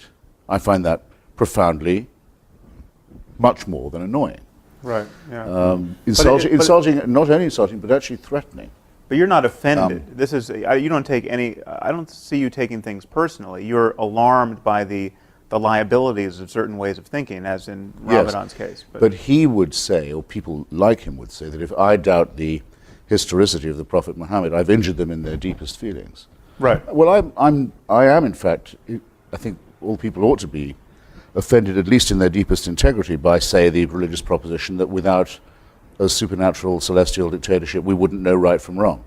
That we only live by. But are you really offended by that? Doesn't it just seem wrong? No, I say only, Sam, that if the offensiveness charge is to be allowed in general and arbitrated by the media, then I think we're entitled to claim that much without being self-pitying or representing ourselves as an oppressed minority, which I think is an opposite danger, I would admit. I'd like to add also that I agree with Daniel that there's no way in which the charge against us can be completely avoided, because what we say does offend the very core of any serious religious person at any rate. If we deny the divinity of Jesus, for example, that many people will be terrifically shocked and possibly hurt. It's just too bad. I'm fascinated by the contrast between the amount of offence that's taken by religion and the amount of offence that people take against really anything else, like your artistic taste, your taste in music, your taste in art, your politics. You can be not exactly as rude as you like, but you can be far, far more rude about such things. And I'd quite like to try to quantify that, to actually do research about it, actually test people with statements about their favourite football team or their favourite piece of music or something, and see how far you can go before they take offence, compared to, is there anything else, apart from, say, how ugly your face is, that gives such... Or your husband's or wife's or girlfriend's or partner's face. Yes. Well, it's interesting you say that, because I regularly debate with the terrible man called John Donoghue of the Catholic Defence League, and he actually is righteously upset by certain trends in modern art, which tend to draw attention to themselves by blasphemy. Well, for example, Serrano's, for example, on periods where Islamic civilization was relatively at peace with its neighbours and doing a lot of work of its own on matters that were not jihadist. And I saw myself during the wars in post-Yugoslavia that the Bosnian Muslims behaved far better than the Christians. either Catholic or Orthodox, and were the victims of religious massacre and not the perpetrators of them, and were the ones who believed the most in multiculturalism. So it can happen. And you could even meet people who said they were atheist Muslims or Muslim atheists, Wow. or Muslim secularists in Bosnia. in Sarajevo. You could, yeah, which is Well, you which certainly is a couldn't. technical impossibility. But Right. the problem is this: whether we think, as I certainly very firmly do believe, that totalitarianism is innate in all religion, because it has to want an absolute, unchallengeable, eternal authority. In all religion. Must be so. A creator whose will can't, our comments on his will are unimportant. His will is absolute. It cannot be challenged, and applies after we're dead as well as before we're born. That is the origin of totalitarianism. I think Islam states that in the most alarming way, in that it comes as the third of the monotheisms and says nothing further is required. Right. This is the last. There have been previous words from God, we admit that. We don't claim to be exclusive, but we do claim to be final. Yeah. There's no need for any further work on this point. And we do claim that there's no distance between theology and in our civics. world, surely the worst thing anyone can say is no further inquiry is needed. Right. You've already got all you need to know. All else is commentary. That's the most sinister and dangerous thing. And that is a claim that Islam makes that others don't quite make in the same way. Well, let me play devil's advocate for After a all, moment on that there's no point. refutation of Islam in Christianity or Judaism, but there is in Islam. So we accept all the bad bits of Judaism. We love Abraham and his sacrifice of his son, willingness to sacrifice. Yeah. We love all that. We absolutely esteem the virgin birth, the most nonsensical bits of Christianity. We think, all that's great. You're all welcome to join, but we have the final word. Right. That's deadly.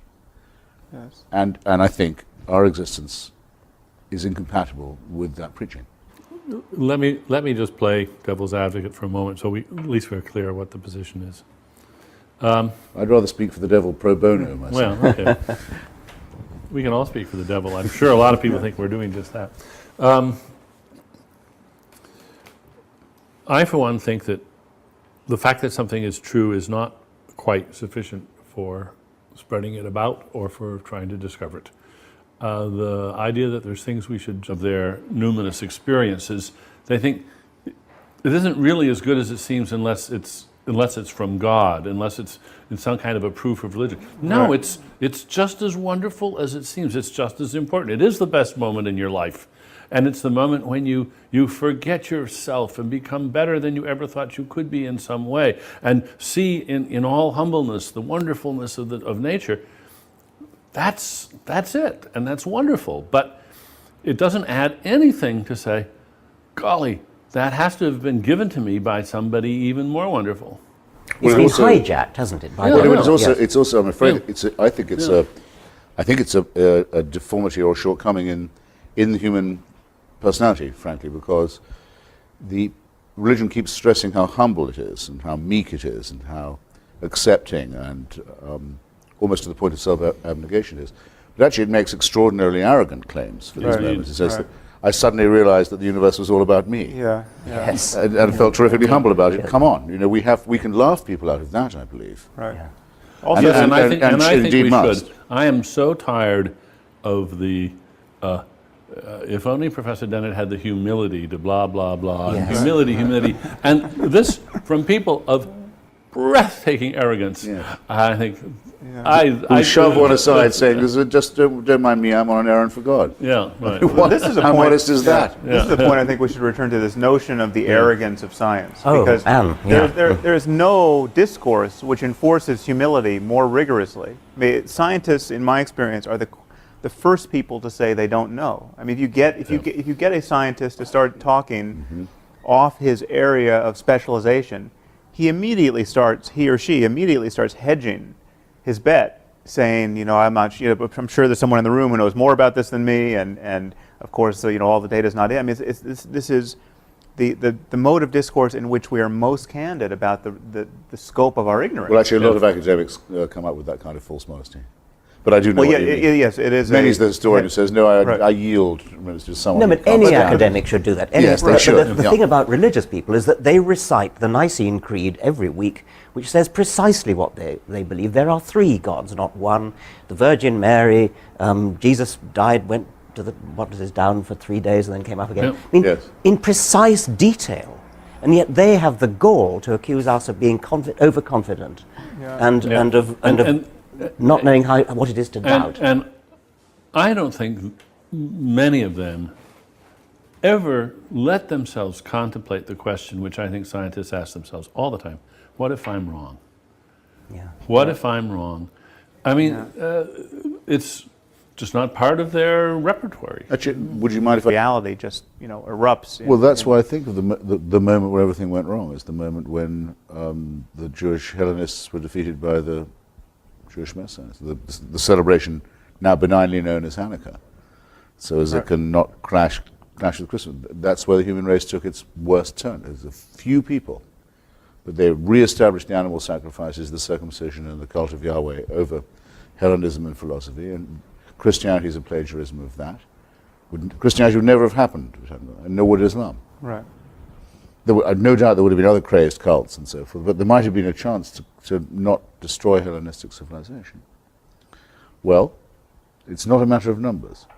You'd It's still a have the matter Dalai of, Lama if I may say so, memes and infections, which will spread very fast. Of course, I would have certainly said in the 1930s that the Catholic Church was the most deadly organization because of its alliance with fascism, which was explicit and open and sordid.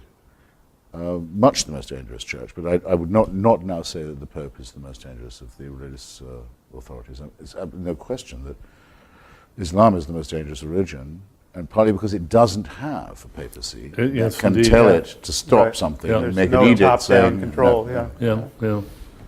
Yeah. By all means, yes. But I would still have to say that Judaism is the root of the problem. Although it's only the root of the problem in light of the Muslim fixation on that land. If the Muslims didn't care about Palestine, we could have the settlers trying to usher in the Messiah all they want. There'd be no issue. It's only the conflict of claims on that real estate. This is just to say that Well, both sides have both sides fixated on that. are at fault, but the only reason why 200,000 settlers could potentially precipitate a global conflict is because there are 1 billion people who really care whether those settlers tear down the Al-Aqsa Mosque. Which it's their dream to do. Yeah. Because they have the belief that one part of the globe is holier than another, Right. than which no belief could be more insane or irrational or indecent. And so just a few of them holding that view and having the power to make it real is enough to risk a civilizational conflict which civilization could lose. I mean, I think we'll be very lucky if we get through this conflict without a nuclear exchange. Actually, I think that's a very good topic. What are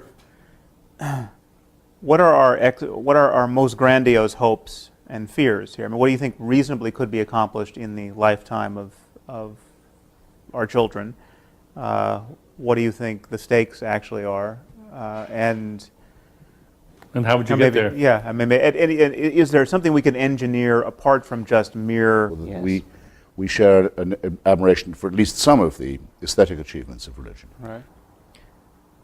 I think this whole notion of I think our criticism is actually more barbed than that, in the sense that we are offending people, but we're also telling them that they're wrong to be offended. I mean, physicists aren't offended when their view of physics is disproved or challenged. I mean, this is just not the way rational minds operate when they're really trying to get at what's true in the world. And religions purport to be representing reality, and yet there's this peevish and tribal and ultimately dangerous reflexive response to having these ideas challenged. I think we're pointing to the total liability of that. Well, and two, there's no polite way to say to somebody, you've wasted your life. Do you realize you've wasted your life?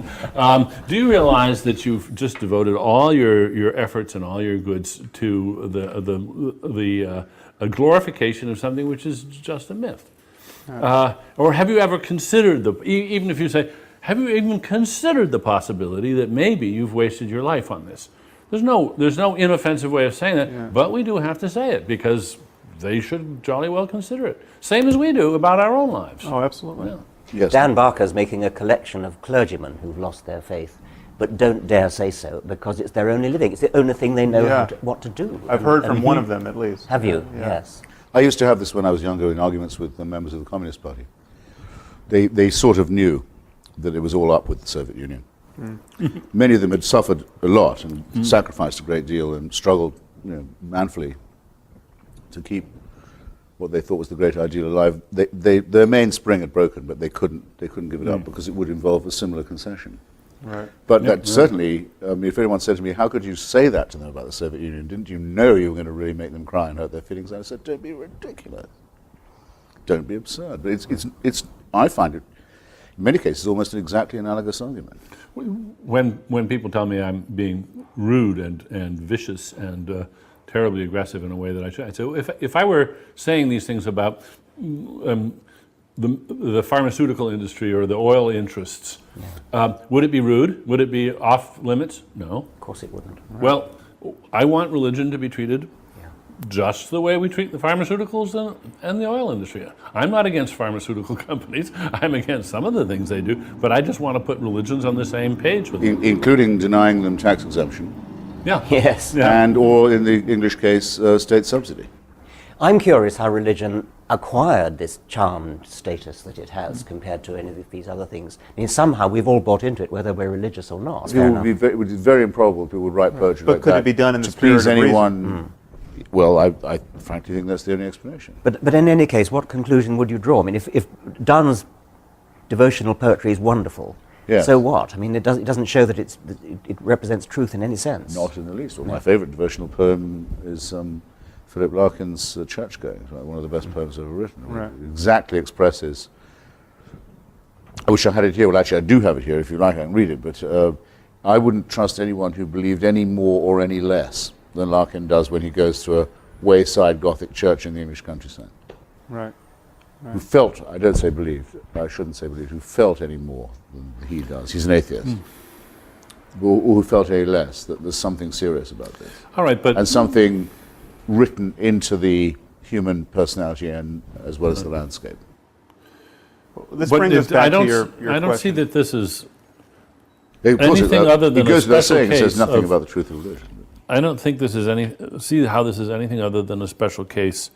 Other special cases of which would be, you just couldn't. I can't think of a perfect example of this. Only by being lost at sea for 2 years in a boat and then surviving that's the only way you could conceivably have written this account. It could not be fiction. Or quit smoking. And it's Yes. glorious, wonderful art, and that can be true, and we just accept that's true. And Donne's poetry, only very extreme circumstances could make it possible. And we can be grateful, perhaps, that those extreme circumstances existed and made this possible. In his case. Yeah. But Right. now you wouldn't recommend being lost at sea to everyone. No. Yeah. No. Yeah. No, I wouldn't recommend Death Be Not Proud to anyone either. Yeah, It's yeah. a wonderful poem. It's a complete gibberish if you look only at the words. But you It's the asked, most extraordinary gibberish if you look only at the words, but there's an X factor involved, which I'm quite happy to both assume will persist and will need to be confronted. right. You raised this issue, though, of whether or not we would wish the churches emptied on Sundays. And I think you were uncertain whether you would, and I think I would agree. I would want a different church. I would want a different ritual motivated by different ideas. But I think there's a place for the sacred in our lives, but under some construal that doesn't presuppose any bullshit. But I think there's a usefulness to seeking profundity as a matter of our attention, Sure. and our neglect of this area, I think, as atheists, at times make You should ask that question. I do. right. Before publishing a book, but not before deciding for yourself, do I think that this is true or not? One should never do what some politically motivated, often, critics do, which is to say, this is so politically obnoxious that it cannot be true. Oh, yeah. And which is a different It's a different point. thing entirely. No. No, it would be like discovering that you thought that the bell curve Yeah. on Yeah. white and black intelligence was a correct interpretation of IQ. Yes, and you could well suppress You publication. now I've looked at all this stuff again. I'm absolutely, you could say, now what am I going to do?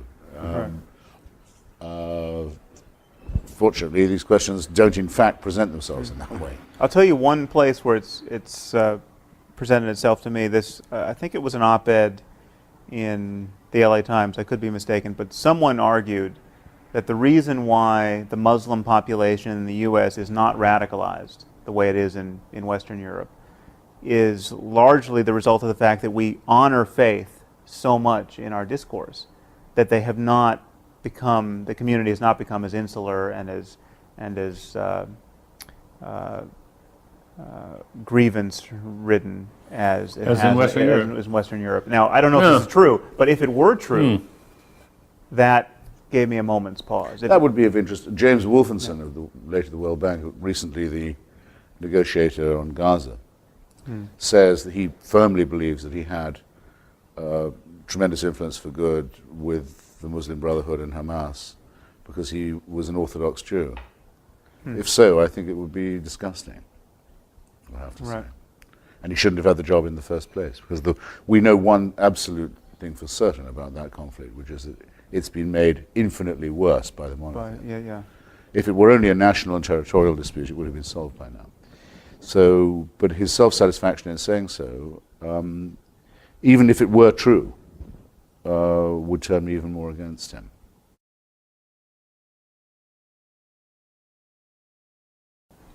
There are two issues converge here. One is the question, what do we want to accomplish? What do we reasonably think we can accomplish? And then this article of faith that I think circulates, unfortunately, among people of our viewpoint, that you can't argue anyone out of their beliefs. I mean, well, is this a completely fatuous exercise, or can we actually win a war of ideas with people? And I think, certainly judging from my email, we can. I mean, I'm constantly getting email from people who have lost their faith and in effect been argued out of it. And the straw that broke that camel's back was either one of our books or some other process of reasoning or incompatibility of what they knew to, or quit smoking. And it's glorious, wonderful art, and that can be true, and we just accept that's true. And Donne's poetry, only very extreme circumstances could make it possible. And we can be grateful, perhaps, that those extreme circumstances existed and made this possible. In his case. Right. But now you wouldn't recommend being lost at sea to everyone. No. No, I wouldn't recommend death be not proud to anyone either. That's a wonderful point. It's a complete gibberish if you look only at the words. But you it's the most extraordinary gibberish if you look only at the words. But there's an X factor involved, which I'm quite happy to both assume will persist and will need to be confronted. Right. You raised this issue, though, of whether or not we would wish the churches emptied on Sundays. And I think you were uncertain whether you would. And I think I would agree. I would want a different church.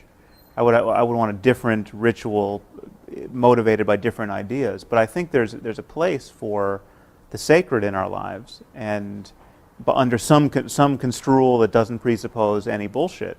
But I think there's a usefulness to seeking profundity as a matter of our attention, and our neglect of this area, I think, as atheists, at times makes even our craziest opponents seem wiser than we are. And I mean, take someone like Sayyid Qutb, who's as crazy as it gets. I mean, Osama bin Laden's favorite philosopher, but he came out to Greeley, Colorado, I think it was around 1950, and spent a year in America, and noticed that all his American hosts were spending all their time gossiping about movie stars and trimming their hedges and coveting each other's automobiles, and he came to believe that America was so, or the West was so trivial in its preoccupations and so materialistic that it had to be destroyed. Now, this shouldn't be construed as giving any credence to his worldview, but he has a point. There is something trivial and horrible Yes. about the day-to-day fascinations of most of us and most people most of the time. There's a difference between kind of really using your attention wisely in a meaningful way and our perpetual distraction. And traditionally, only religion has tried to enunciate and clarify that difference. And I think that's that's a lapse in our. I think you've made that point, and we've accepted it, Sam. Yeah. And I think that's. I mean, as going back to the thing about whether we like to see churches empty, I think I would like to see churches empty. What I wouldn't like to see, however, is ignorance of the Bible, No, very because you cannot understand. Objective reached. Let's look at Islam, and let's look at Islam as realistically as we can. Is there any remote chance of a reformed, reasonable Islam?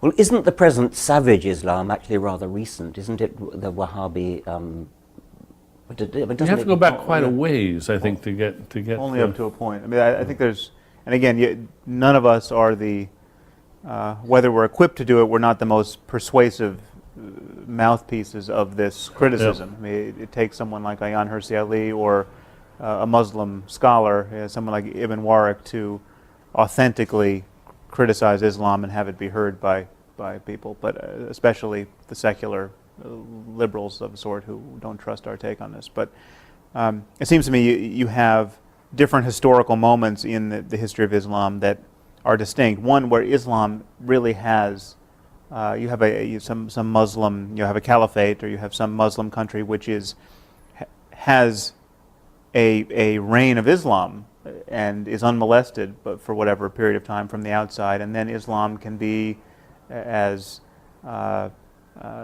totalitarian and happy with itself as possible, and you don't see the inherent conflict and the inherent liability of its creed. I mean, Samuel Huntington said Islam has bloody borders. It's at the borders that we're noticing this problem, and the borders of Islam and modernity at this moment, the conflict between Islam and modernity. But yes, you can find instances in the history of Islam where people weren't running around waging jihad because they had successfully waged jihad. Yeah. But then what about women in that exactly, world? the suffering of women within those borders.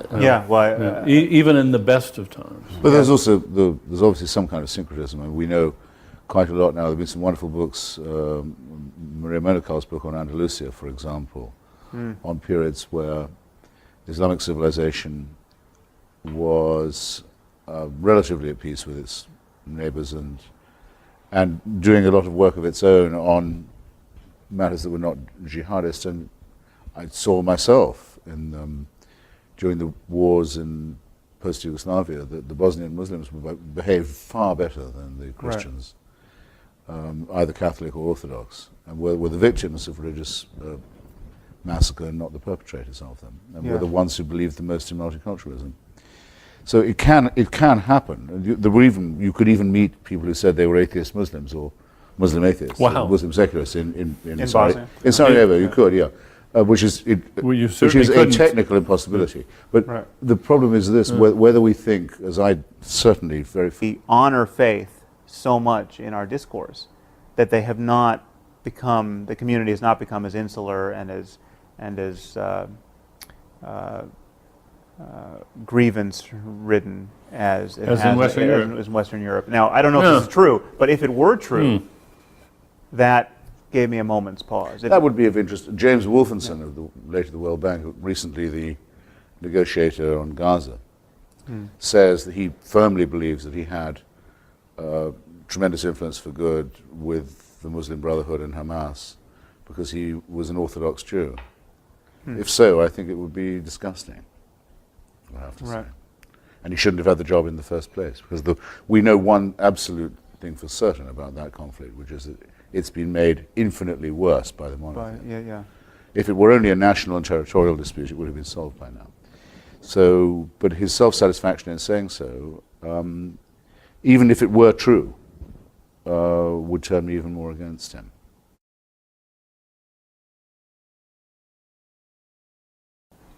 There are two issues converge here. One is the question, what do we want to accomplish? What do we reasonably think we can accomplish?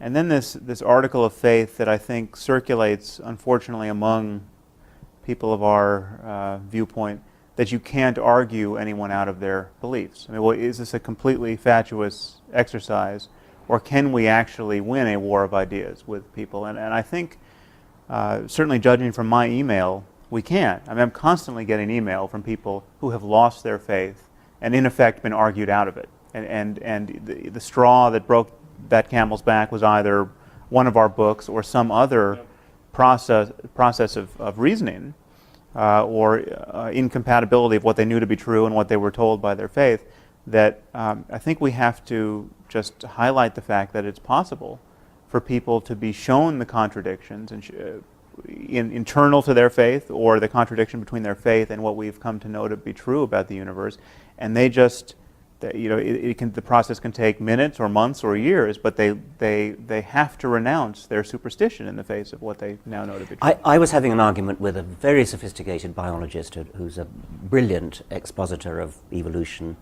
and he still believes in God.